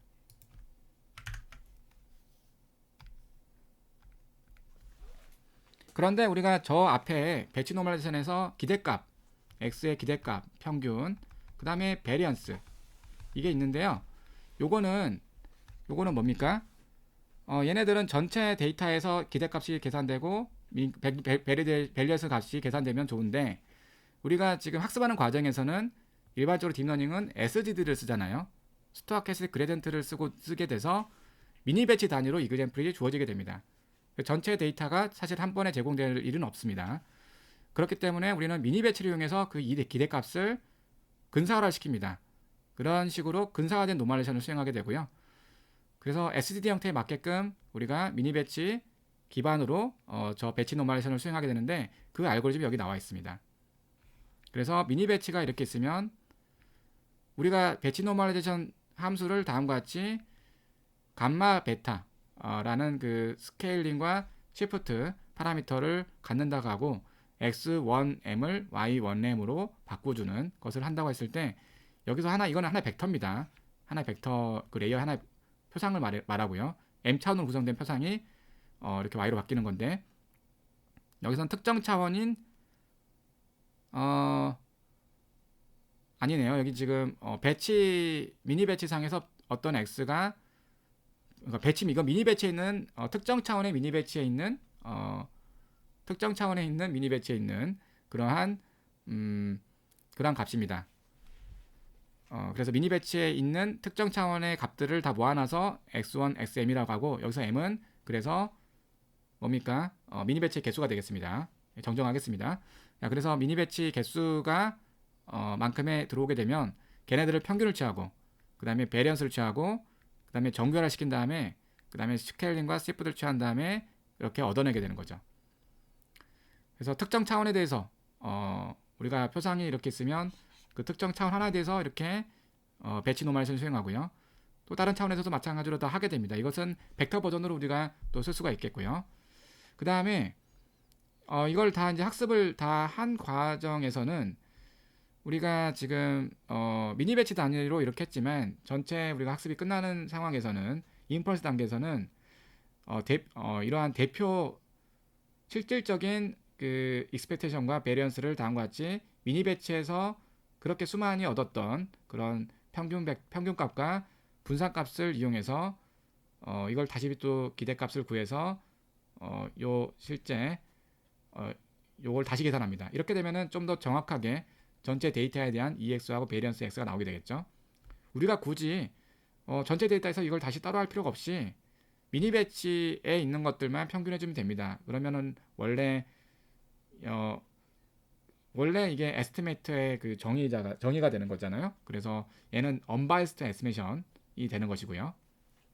예, 그래서 이렇게 해가지고 EX하고 이제 베리언스 X를 얻어낸 다음에 그 다음에 배치 노멀레이션을 다음과 같이 여기 입술레이션을 좀 써가지고 수행을 하게 됩니다. 네, 이렇게 정리할 수 있겠고 그런데 우리는 지금 레이어 노멀레이션인데요. 레이어 노멀레이션은 배치 노멀레이션과 다르게 배치 노멀레이션은 미니 배치 단위로 정교화를 시키는 거 있지만 레이어 노멀레이션은 또 다른 특징에 주목합니다. 우리가 하나의 레이어가 있으면 그 다음 레이어로 전달될 때 내가 이게 바뀌게 되면 그 다음 레이어가 받게 되는 입력은 사실상 웨이티드 서메이션이거든요. 그러니까 웨이티드 서메이션이 가게 되기 때문에 내가 바뀌면 결국 웨이티드 서메이션에 영향을 주는 거죠. 그래서 우리는 이제 그것을 주목하고 이 레이어를 각각의 레이어의 입력들을 서메이션된 썸드 인풋에 평균과 분산을 좀 노멀레이션 시켜가지고 정교화를 시키는 겁니다. 그러니까 입력이 이쪽으로 전달될 때는 여기 웨이트 서메이션 오브 인풋들과 밀접한 연관이 있기 때문에 이 하나의 값만 취하는 게 아니라 웨이트 서메이션을 봅시다. 그래서 요 뉴런은 웨이트 서메이션이잖아요. 대략적으로 서메이션 오브라고 볼 수 있겠습니다. 그래서 얘가 바뀌면 결국 웨이트 서메이션이 바뀌기 때문에 근데 웨이트 서메이션을 우리가 정교화를 시켜서 이 그다음 뉴런이 받는 입력의 코베레스 시프트를 겪게 하는 현상을 막아주겠다, 줄여주겠다라는 것입니다. 그게 바로 레이어 노멀레이션이에요. 그러니까 레이어 단계로 적용된다 해가지고 레이어 노멀레이션이라고 보시면 되겠고요. 배치 노멀레이션은 배치 레벨로 적용된다라고 보시면 되겠고요. 그래서 하나의 동일한 레이어의 상에서 모든 히든 뉴런 상의 민하고 베리언스를 이용해가지고 노멀레이션 시켜주는 것이 레이어 노멀레이션이 되겠습니다. 그래서 이렇게 액티베이션 벡터가 주어지게 되면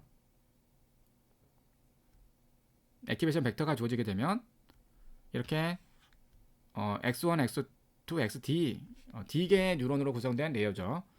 그것을 평균을 취해주고 그 다음에 분산을 취해준 다음에 이렇게 파라미터릭한 버전으로 또 만들어서 아이덴티티가 또 리턴될 수 있도록 확장을 해줍니다. 이런 버전을 이용해서 레이어 노멀레이션을 수행하게 됩니다. 아주 간단한 방법이지만 매우 효과가 높은 그러한 테크닉이고요. 그래서 보시면 예전에 레이어 노멀레이션이 나올 때는 지금 16년도니까 트랜스포머 나오기 1년 전입니다.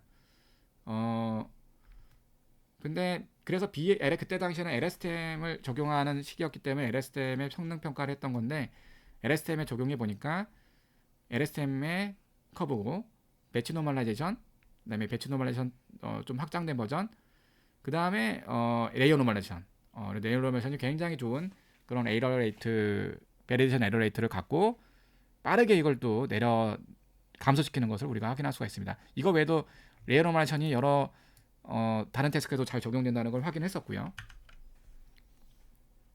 그래서 레이어 노멀레이션은 저렇게 간단한 건데 그래서 우리가 여기서 통상 레이어 노멀레이션 안에 파라미터가 뭐 있잖아요. 스케일하고 시프트 파라미터가 있는데 걔는 생략하도록 하겠습니다.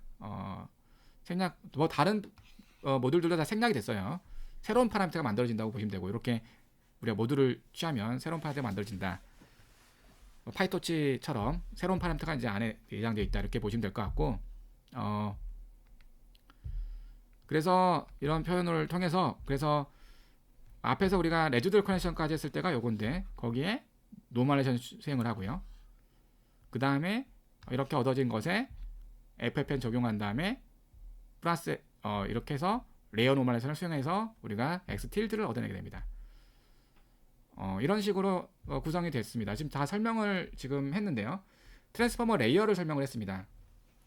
그래서 트랜스포머 레이어는 이렇게 멀티 데스 퍼테션, 그 다음에 MLP로 구성되는데 그 각각의 중간에 각각의 모듈이 진행될 때마다 레지듀얼 커넥션과 레이어 노멀라이제이션, 그 다음에 레지듀얼 커넥션과 레이어 노멀라이제이션. 이때 레지듀얼 커넥션은 요 바로 직전의 레이어에 레지듀얼 커넥션이 이루어지게 됩니다. 이렇게 가는 건 아니에요. 또 추가로 가는 건 아닙니다. 그래서 여기서 그냥 레지듀얼 커넥션이 더 이루어지는 거다 라고 이렇게 보시면 되겠고요. 자, 이제 구조를 설명을 했는데 나머지 문제들이 더 있습니다. 여러분들이 아직 질문을 해야 될 것들이 있었던 거죠.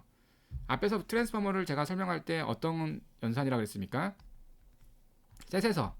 셋으로 가는 그런 연산이라고 했는데, 자연 언어는 시퀀스가 중요하잖아요. 그럼 여기서 우리가 지금까지 살펴본 구조에서는 시퀀스에 대한 컨선이 없어요, 지금.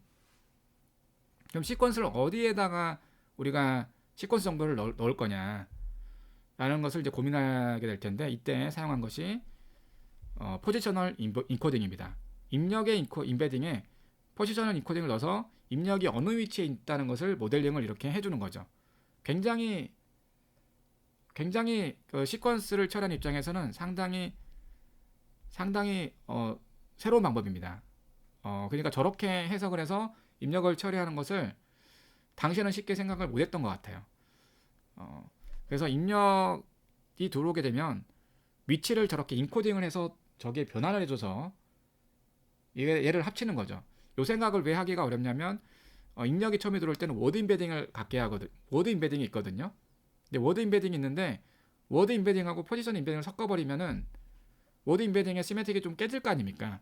그런 부분에서 저거를 갑자기 추가한다는 거에 대해서 쉽게 생각을 못했던 거 아닌가 생각을 하고요. 어쨌든 트랜스포머는 그런 포지셔널 인코딩을 적용을 합니다. 그래서 트랜스포머가 입력의 퍼뮤테이션의 이퀴베런트한데, 결국 자연 언어나 시퀀스 데이터 처리할 때는 토큰 오더가 굉장히 중요하기 때문에, 그래서 우리는 포지션에 해당하는 정보를 네트워크에 주입을 하는 식으로 우리가 해서 포지셔널 인베딩을 만들어내게 됩니다. 그래서 이 포지셔널 인베딩을 우리가 다룰 텐데요.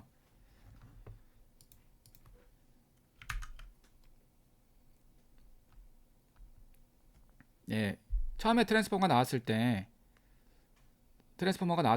적용됐던 그러한 방법은 시누소이덜 포지셔널 인코딩입니다.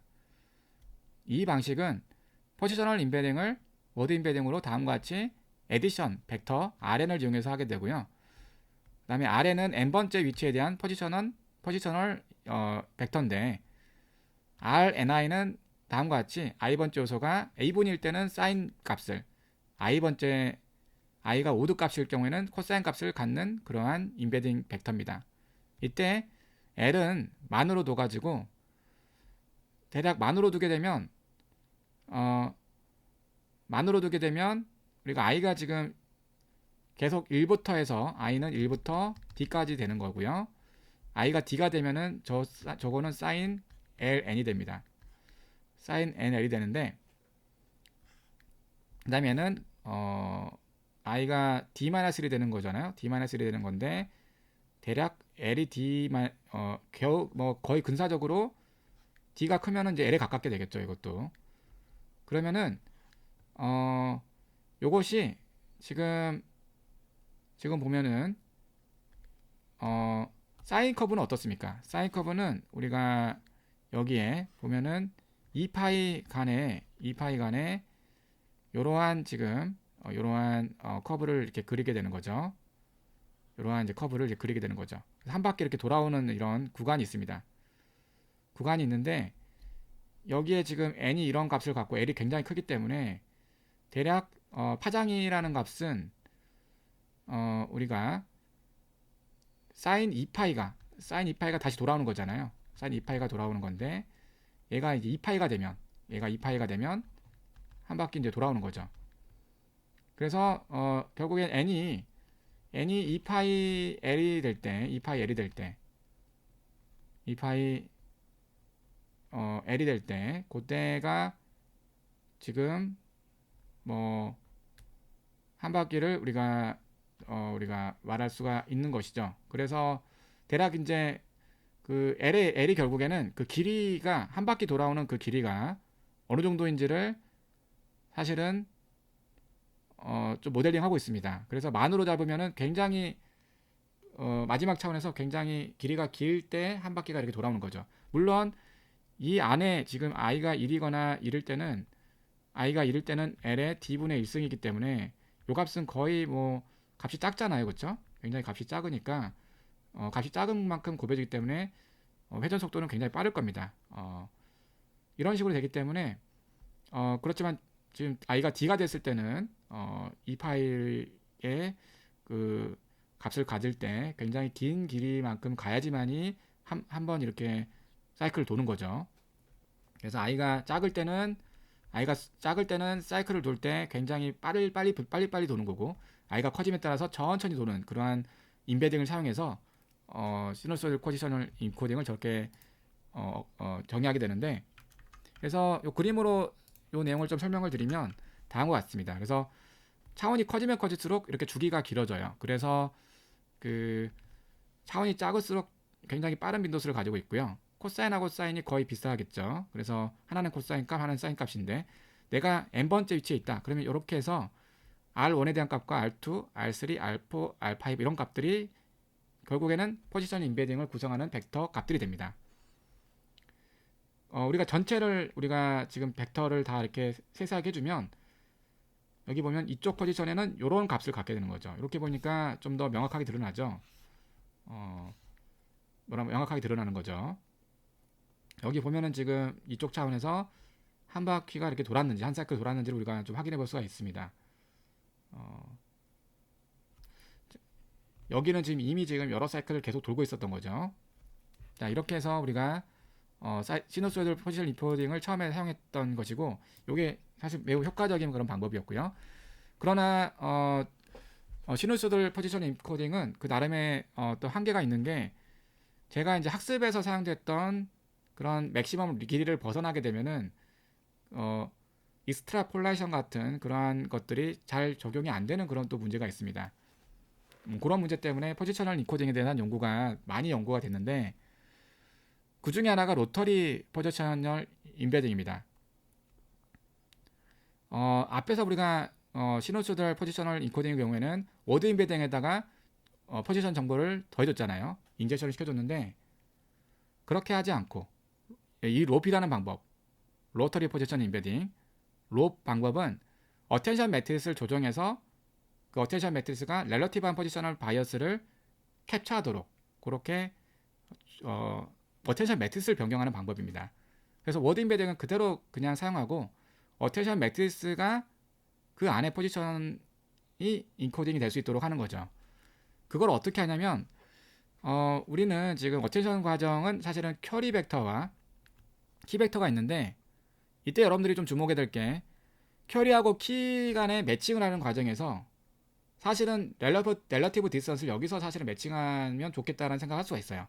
왜냐하면 쿼리하고 키가 매칭되는 과정이니까.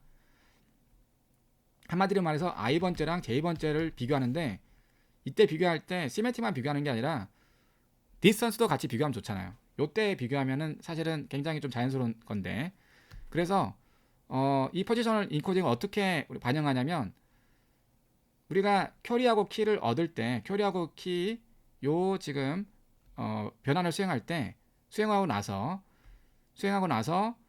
i번째 포지션에 있는 경우에는 그 i번째 포지션에 해당하는 그 각도가 있어서 그 각도만큼 그 포지션에 해당하는 그 각도만큼 또 회전을 합니다.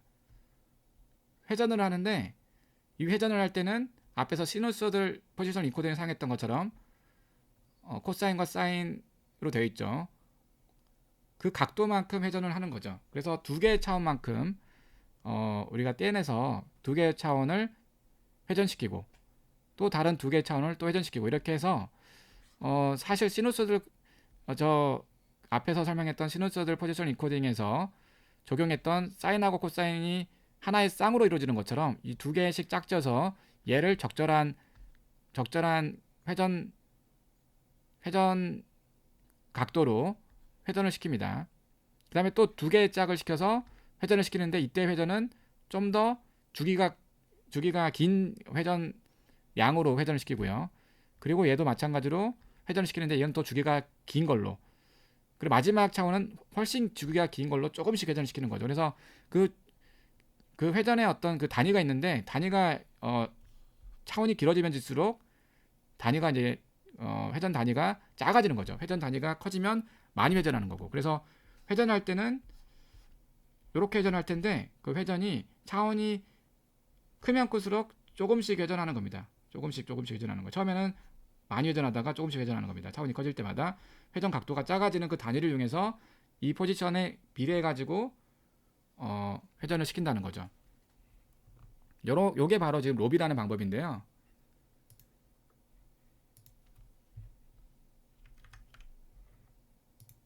그림으로 우리가 좀 보도록 하겠습니다. 그림으로 보면은 다음과 같이 우리가 각각의 단어마다 이렇게 벡터가 있을 텐데 두 개씩 짝을 지어서 회전을 시킵니다. 근데 이 세타1은 컨스탄트예요. 앞에 말했던 것처럼 단위입니다. 단위. 세타2도 단위가 되고요. 그 다음에 세타 D 요것도 이제 단위가 되는데 그 단위는 점점점 이제 작아지는 거예요.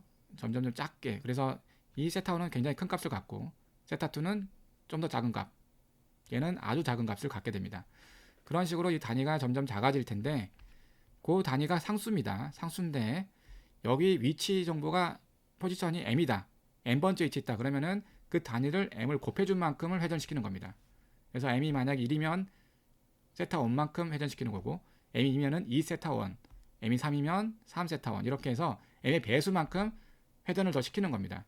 그래서 포지션 위치만큼 그 단위 각도 세타의 단위 이 벡터들을 m번을 곱해가지고 회전을 시킨다는 거죠. 그만큼 회전을 시킨다. 그래서 회전된 결과를 다시 여기에 넣고요. 또 다음에 지금 이런 것들도 다 마찬가지로 동일하게 회전을 해서 이렇게 연이어 붙여줍니다. 그래서 두 개씩 짝져서 우리가 단위 회전만큼 포지션에 비례하게끔 회전을 시켜놓고 회전시켜진 그러한 벡터들을 여기에 반영해서 컨캣을 시켜놓는 거죠. 이런 식으로 우리가 로터리 포지셔널 임패딩을 정의할 수가 있겠고요. 네. 시누소이달 포지션 코딩과 굉장히 기본적인 그 코사인 사인 요걸 조합해 쓰는 것은 거의 동일합니다. 그러나 이것을 회전으로 적용했다는 것이 굉장히 창의적인 그런 부분이라고 할 수 있겠고요. 그래서 큐리하고 키 간의 곱을 다음과 같이 정의하게 됩니다. 그래서 큐리하고 키 간의 매칭을 이렇게 xm하고 xn이 있는데 우리가 n번째 포지션과 n번째 포지션이니까 그렇게 우리가 로테이션을 이렇게 적용한 다음에 하면 되는데 이때 이 로테이션을 트랜스퍼를 취하게 되면은 결과적으로 반대 방향으로 회전하는 거기 때문에 요 지금 내적에서는 n에서 n만큼 뺀 정도의 그 회전을 하게 되는 거죠. 그거에 비례하게끔 회전을 하게 되는 것이고 그래서 R이라는 지금 그 매트릭스 앞에서 설명드렸지만 이 로테이션 포지션 매트릭스는 다음과 같이 두 개씩 짝져서 이렇게 하기 때문에 나머지가 다 저효가 되고요. 요 회전이 두 개 차원만큼 적용되는 거기 때문에 첫 번째 두 개 차원, 그 다음에 두 개 차원 그렇기 때문에 2x2 매트리스가 계속 저렇게 대각형렬로 연이어져 있는 모습입니다. 그 나머지 요소는 쓰지 않아요. 그러니까 이렇게 R을 저런 매트리스를 이용해서 직접 회전 행렬을 곱하는 것은 실제로 계산에서는 그렇게 바람직하지 않기 때문에 구현할 때는 어떻게 하냐면 아래와 같이 회전행을 다음과 같이 선형 연산으로 엘레먼트 아직 곱수로 해가지고 미리 정해진 사인과 사인 코사인 이런 값들이 있을 거 아닙니까? 거기에다가 m 이렇게 해서 우리가 m도 미리 다 캐싱을 해놓고 다 미리 계산해 놓을 수도 있어요. 그래서 그걸 다 불러들여다가 엘레먼트 아직 곱수를 해가지고 더해주는 식으로 계산의 효율성을 추구합니다. 이렇게 해서 로터리 방법, 로비라는 방법을 우리가 살펴봤고요. 여기까지가 로비라는 방법이 가장 이제 많이 최근에 활용되고 있는 포지션 임베딩인데 그래서 더 어드밴스한 방법들이 있지만 요거는 여러분들이 이제 관심 있는 분들은 또 살펴보시면 좋을 것 같고요. 그 다음에 나머지 시간에서 우리가 아키텍처들을 살펴보도록 하겠습니다. 아키텍처들은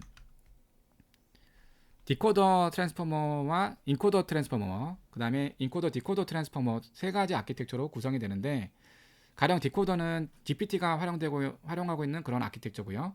인코더는 버트, 그 다음에 인코더 디코더는 구글에서 처음에 T5를 냈는데 T5에서 사용됐던 그런 구조가 되고요.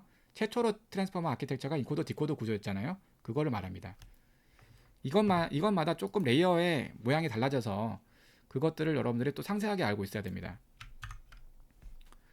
디코더 트랜스포머는 사실상 센텐스 생성 확률을 랭귀지 모델로 모델링할 때 그것을 사실상 이제 트랜스포머 기반으로 실현하는 것이라고 볼 수 있겠는데, 그래서 GPT와 같은 디코더 아키텍처는 이와 같은 트랜스포머 레이어를 쭉 쌓아 놓은 다음에 그 다음에 이제 우리가 그 다음 토큰의 확률 분포를 계산하는 것을 추가로 요구하게 됩니다. 그래서 마지막 단계에서 디코더 트랜스포머는 이와 같은 리니어하고 소프트맥스 요게 필요한데요. 요거는 멀티 클래스 로지스 리그레션 모델이거든요. 마지막 단계에서 우리가 토큰의 확률을 제너레이션 해야 되는데, 그때 토큰을 우리가 클래스로 간주하고 로지스 리그레션 모델을 수행한 겁니다. 만약에 우리가 버킷 사이즈가 K라고 한다면 여기 지금 X tilde는 로벡터로 구성되어 있다고 보시면 돼요. 로벡터로 구성되어 있고 각각의 토큰이 로벡터로 되어 있습니다. 그리고 XP를 곱해주면 우리는 로벡터가 K 차원의 벡터가 되는데, 그 K는 버켓 사이즈가 되는데 소프트맥스를 취했기 때문에 우리가 버켓볼에 있는 각각의 토큰의 생성 확률을 얻을 수가 있습니다. 그래서 디코더에서는 내가 현재까지 입력을 받은 다음에 그 다음에 마지막에서 요 지금 멀티클래스 로지스 리그레션 해주는 이 레이어를 적용하고 나서 우리가 그 다음 토큰이 어떠한 확률 분포를 갖는지를 계산할 수 있게 되는 거죠. 그게 바로 곧 랭귀지 모델의 중요한 부분이잖아요. 랭귀지 모델에서 단어의 생성 확률을 계산하게 되는 거죠. 그래서 앞에 썼던 그 로지스 리그레션 모델은 여기에서의 LSM에 해당합니다. LSM은 그래서 리니어 소프트 맥스인데 요게 하나가 있다는 게 디코더 트랜스포머에서 중요한 부분이고요. 이래야지만이 우리가 실제로 디코딩, 생성을 할 수가 있게 되는 거죠. 문장의 생성 확률을 계산할 수 있고 또 문장을 생성할 수 있고, 그리고 지금 추가적으로 저희가 디코더 트랜스포머에서 고려를 해야 되는 것은 트랜스포머 레이어가 좀 모디파이션이 돼서 마스크드 트랜스포머 레이어라는 것을 정의합니다. 그 마스크드 트랜스포머 레이어는 사실상 마스크드 셀프 어텐션을 적용한 레이어가 되겠습니다. 그래서 셀프 어텐션 파트가 마스크드 셀프 어텐션으로 바뀌어져 있는 그러한 버전을 말하는데, 왜 마스크드 셀프 어텐션을 적용하고 마스크드 셀프 어텐션 도대체 어떤 거냐, 이런 거를 우리가 보면은 결과적으로는 패럴라이제이션 때문에 도입됐다고 보시면 되겠어요. 그래서 한 번에 이 시퀀스를 전체를 처리하고 싶은 겁니다. 그렇기 때문에 우리가 디코더라고 해가지고 원바이 원으로 토큰을 생성하는 식으로 하게 되면은 결국 시퀀셜 디펜던시가 있는 것이 되고, 오토 리그레시브한 모델 자체가 시퀀셜 디펜던시가 있는 거잖아요. 그런데 우리가 학습하는 과정에서는 그런 식으로 하게 되면은 GPU 패럴라이제이션을 이용하지 못하기 때문에 전체 입력을 받아서 동시에 우리가 그 토큰 확률을 계산한 다음에 생성에 대한 로스를 계산해서 학습을 하고자 하는 거죠. 그럴 때 적용하는 방법이 마스크드 셀프 어텐션이 됩니다. 이때 마스크드 셀프 어텐션은 전체 입력을 받습니다. 문장의 전체 입력을 받지만 이렇게 전체 입력을 받지만 내가 스타트 토큰은 그 다음에 정답 i를 사실을 출력을 해줘야 되고, 정답 i를 생성해 줄 때 가장 로스가 작아질 겁니다. 왜냐하면 정답이 지금 현재 i이기 때문에. 두 번째 경우에는 i에는 그 다음에 수함에서는 어크로스를 이렇게 해서 그 다음에 넥스트 토큰이 다 정답으로 레이블링이 되어 있어요. 이렇게 이게 다 정답입니다. 지금 그 다음에 앞에서 멀티 클래스 로지스 리그레션의 그 클래스, 정답 클래스가 바로 요 토큰의 인덱스가 되겠습니다. 정답이 다 달려 있는 건데 이걸 한 번에 입력받아서 정답을 한 번에 또 매칭하는 거죠. 그렇게 하기 위해서는 우리가 중간에 셀프 어텐션을 거쳐야 되는데 셀프 어텐션은 이 입력을 집합으로 취하기 때문에 모든 유사도가 계산이 됩니다. 모든 단어들에 대해서. 그런데 우리가 지금 이 i라는 위치에서 보게 되면은 얘는 스타트까지만 어텐션을 취하고 자기 자신과 어텐션을 취하고 그러니까 어텐션 취할 때 자기 자신하고 스타트까지만 어텐션을 취할 수가 있어야 되겠죠. 그렇기 때문에 그러니까 우리가 이제 어텐션을 다음과 같이 제한을 두는 겁니다. 제한을 두는 거고 그래서 지금 여기서 제한을 둔 것은 지금 제한을 둔 것은 여기에 요거죠. 지금 요게 이전에 지금 i번째가 내가 이제 입력으로 들어왔을 때 어텐션을 갖다가 어디까지 할 건지가 마스크가 이렇게 되어 있는 거죠. 되어 있는 것이고요. 그 다음에 수엠 입장에서는 i하고 수함까지만 우리가 어텐션을 수행을 해주는 겁니다. 그 다음에 어크로스의 경우에는 요 세 개의 토큰들을 어텐션을 해주는 거고 그래서 이렇게 어텐션을 허용해 줄 수 있는 부분을 이렇게 색깔로 칠해놨고 그것이 바로 이제 어텐션 마스크가 적용된 부분입니다. 이렇게 되면은 우리가 셀프 어텐션 적용하더라도 마스크가 되어 있는 부분을 우리가 어텐션을 적용하게 되는 거니까 사실 이제 마스크드 어텐션에서 마스크라고 한다는 거는 마스크가 됐으면 어텐션을 적용하지 않아야 되는데 여기서 지금 색깔이 칠해져 있는 것이 마스크가 안 되어 있는 부분이고 색깔이 없는 부분이 마스크가 되어 있는 부분이라고 보시면 되겠습니다. 어쨌든 그거는 해석하기 나름인데 그래서 이렇게 마스크 어텐션을 취하게 되면은 우리가 전체 패러레이션을 수행하면서 동시에 전체 입력을 받아서 얘를 올릴 수가 있게 되는 거죠. 이런 과정을 통해서 우리가 패러레이션을 실현할 수 있게 되는 것이고요.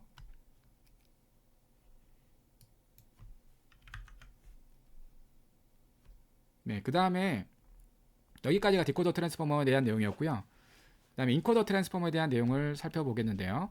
인코더는 말 그대로 마스크드 셀프 어텐션이 필요가 없습니다. 마스크드 셀프 어텐션이 필요 없고 어텐션이 결국에는 모두 다 비지블하다고 보시면 되겠고 입력과 아웃풋 간에 어떤 제한이 없이 주어진 입력 전체에 대해서 셀프 어텐션 수행해주면 되는 거고요. 특이할 만한 것은 여기에 앞에 클래스라는 토큰이 있어서 이 토큰은 어떤 거냐면 전체 인코더가 이용되는 경우에는 문장을 이해하거나 문장의 시메틱을 한 번에 캡처하거나 그럴 때 주로 많이 사용되는데 이 클래스 토큰이 문장 전체에 대한 대표 벡터를 얻어내기 위한 어떤 기점 포지션으로 사용을 하는 것이죠. 그렇게 하는 목적이 여기에 좀 깔려 있다고 보시면 될 것 같고요. 나머지는 우리가 앞에 살펴봤던 그 레이어들이 그대로 적용되는 거기 때문에 여기서는 그래서 트랜스포머 레이어 우리가 앞에서 처음에 살펴봤던 그 트랜스포머 레이어가 그대로 변환 없이 그냥 적용되는 거라고 보시면 되겠습니다. 그리고 우리가 살펴볼 세 번째 구조는 트랜스포머 인코더 디코더 트랜스포머인데 인코더 디코더는 인코더가 입력의 센텐스를 인코딩 하고요. 디코더는 인코디드된 레프레젠테이션이 주어졌을 때 컨디셔널 랭귀지 모델의 역할을 수행합니다. 그래서 이것은 NLP 태스크들이 상당 부분이 입력이 주어진 상황에서 생성을 하는 그런 컨디셔널 태스크이기 때문에 인코더 디코더가 굉장히 내추럴한 그런 측면이 있는 거고요. 그래서 머신 트랜slation 이라든가 문서 요약이라든가 머신 리딩 컴퓨테이션 등은 전부 다 입력이 미리 주어졌잖아요. 입력이 미리 주어졌으면은 얘를 굳이 원 디렉션으로 우리가 인코딩 할 필요 없이 양방향으로 셀프 어텐션을 통해 가지고 전체 정보를 다 인코딩 하면은 그 주어진 입력에 대한 이해나 이런 측면이 더 강화가 되겠죠. 이런 기대가 있어서 그래서 인코딩과 디코더를 저렇게 구분해 주는 것은 나름의 합리적인 이유가 있었던 겁니다. 근데 인코더 디코더에서는 구조가 사실상 디코더 구조가 많이 확장이 되는데 이때 사용되는 그 트랜스포머 레이어를 어떻게 명하냐면은 우리가 클로스 어텐션 트랜스포머 레이어라고 합니다. 자, 클로스 어텐션 트랜스포머 레이어는 어떻게 구성되냐면 통상 우리가 디코더기 때문에 자기 자신의 정보를 취할 때는 마스크드 셀프 어텐션을 수행해야 되고요. 그 다음에 당연히 뭐 레주들과 애드 레이어 노멀레이션 수행하고 그 다음에 추가로 수행해야 되는 게 클로스 어텐션입니다. 그리고 add nom, 그 다음에 MLP, add nom 이렇게 되어 있고요. 그래서 디코더 트랜스포머와 특별히 다른 부분은 인코더가 있기 때문에 클로스 어텐션이 수행되다는 게 주된 특징이고 이때 클로스 어텐션은 이렇게 디코더에서 앞 단계에서 자기 자신과 셀프 어텐션을 수행한 그 결과를 밸류로 받고요. 그 다음에 이 클로스 어텐션은 키하고 밸류를 인코더의 표상인 Z로부터 받습니다. 이렇게 해서 키하고 밸류하고 큐리 파트가 분리가 되어 있어요. 큐리 파트가 디코더에서 나온 그 패스로부터 얻어진 거고요. 키하고 밸류는 인코더에서 얻어진 Z라는 표상으로부터 변환된 겁니다. 이렇게 해서 구분이 되어 있습니다. 그래서 Z가 결과적으로 입력 센텐스들에 매핑된 인터널 레프레젠테이션을 한다면 인코더에 의해서 크로스 어텐션은 이 셀프 어텐션을 좀 모디피케이션 해가지고 Z가 결국에 이쪽에 주입돼가지고 인코더의 표상이 반영될 수 있도록 이쪽에 키하고 밸류를 넘겨주는 겁니다. 밸류가 들어가기 때문에 결과적으로 표상이 주입이 되겠죠. 주입이 되는 것이고 또 여기에 나와 있던 것들이 다시 또 레지듀얼 커넥션을 통해서 디코더의 결과도 조합이 되기 때문에 여기서는 인코더의 밸류들이 얻어지고 이 레지듀얼 커넥션 때문에 디코더의 결과가 조합이 되는 그런 구조가 되겠죠. 그래서 이것이 이제 적용되는 겁니다. 요것이 이제 추가로 적용되는 거고 자, 그 다음에 그래서 멀티 헤드 클로스 어텐션을 앞에 우리가 멀티 헤드 셀프 어텐션을 조금 변경해서 수식을 써보면 다음 것 같은데요. 이때 인풋 레프레젠테이션 인코더에 해당하는 Z 디코더에서 현재까지 T개 토큰을 처리하고 있었을 때 그때 디자인 매트리스를 X라고 한다면 퀘리 키 밸류가 각각 다 있고 레이어마다 다 있습니다. 다 있는데요.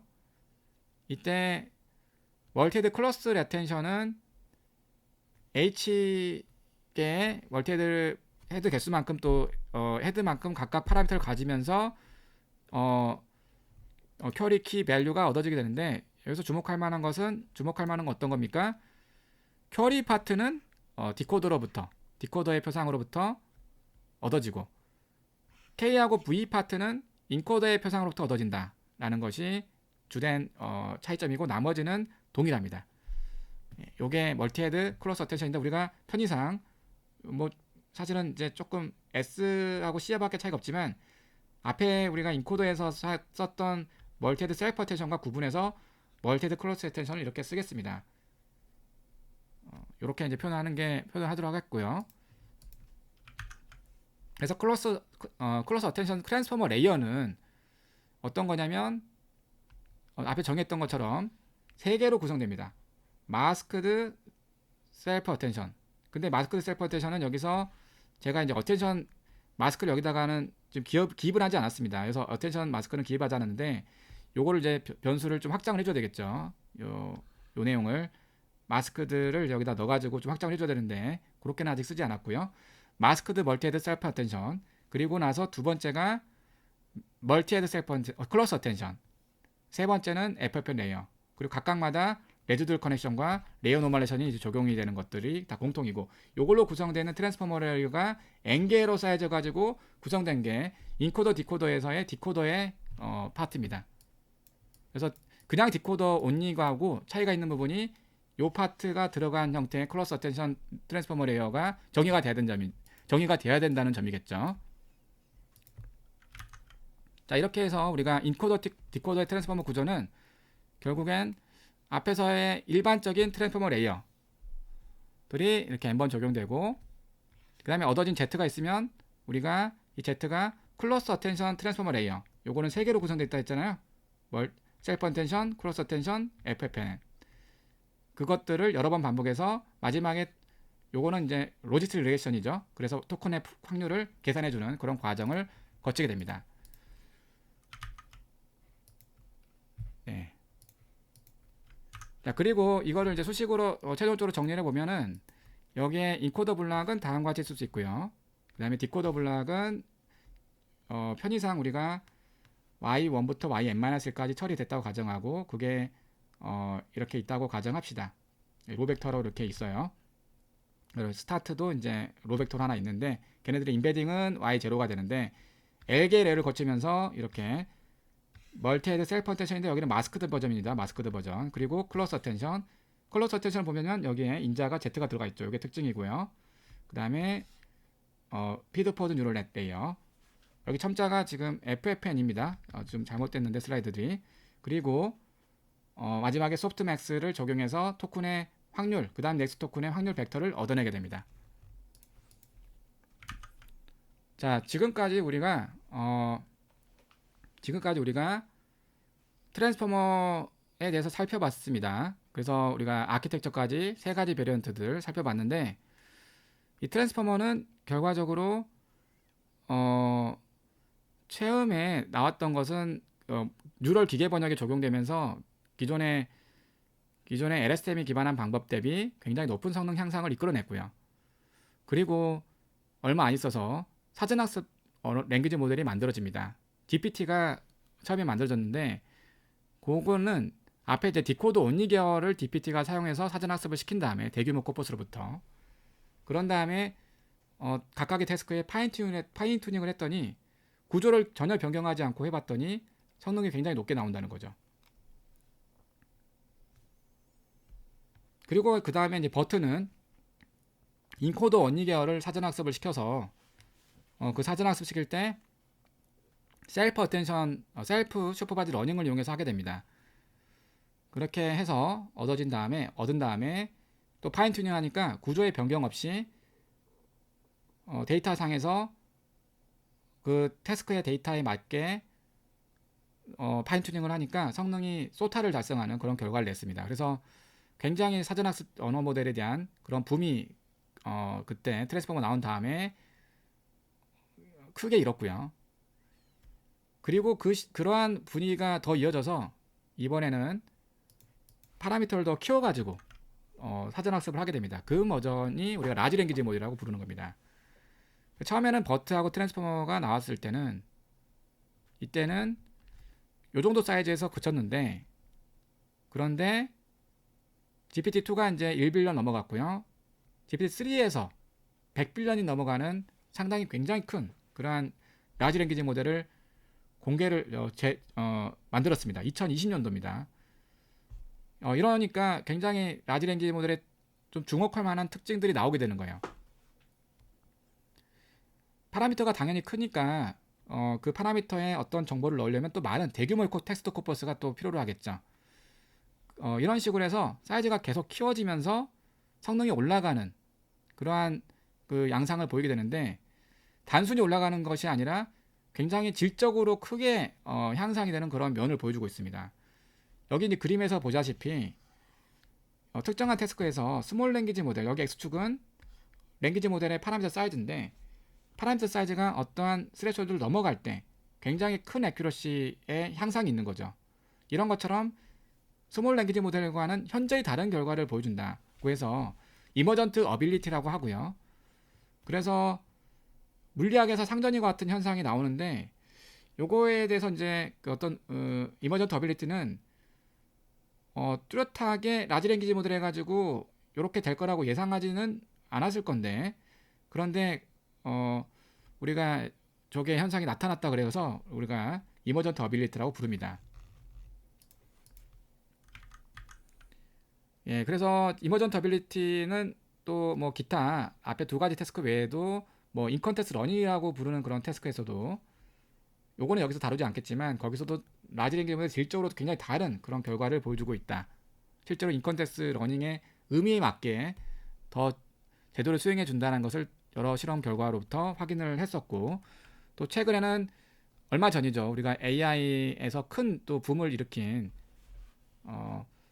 또 또 다른 혁신은 챗GPT가 2022년도 22년도 하반기에 나왔는데, 그것은 라지 랭귀지 모델을 사람이 더 쓸 수 있게끔 얼라이먼트를 시키는 과정을 또 통해서 서비스화 된 겁니다. 지금도 계속 얼라이먼트 과정이 진행이 되고 있는데, 그래서 그 이후로 굉장히 또 다른 어떤 시대를 맞이하고 있어요. 앞으로 이제 어떻게 발전될지는 더 우리가 지켜봐야 되겠지만, 앞으로 계속 혁신적인 그러한 LLM들이 도약이 있지 않을까 이렇게 예상이 들고, 지금은 AGI라 해가지고 Artificial General Intelligence를 추구하는 그런 여러 가지 연구들이 진행이 되고 있고, 그 다음에 멀티모달 랭귀지 모델 등등 여러 가지로 지금 확장이 되고 있는데, 또 최근에는 얼마 전에 GPT에서 그 리즈닝이 강화된 그런 또 라지 랭귀지 모델을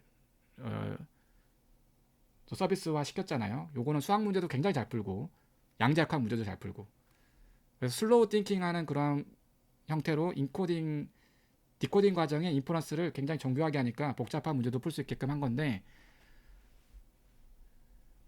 이런 형태로 인퍼런스의 스케일을 높여가지고 또 하는 이러한 분위기로도 현재 흘러가고 있고, 그래서 단순히 라지 랭귀지 모델의 파라미터를 키워서 하는 거 외에도 인퍼런스를 정교화시켜서 하는, 인퍼런스의 스케일을 키워서 하는 쪽의 디렉션도 계속 연구가 되고 있는데, 어쨌든 다양한 방식으로 앞으로 전개가 될 것 같습니다. 네.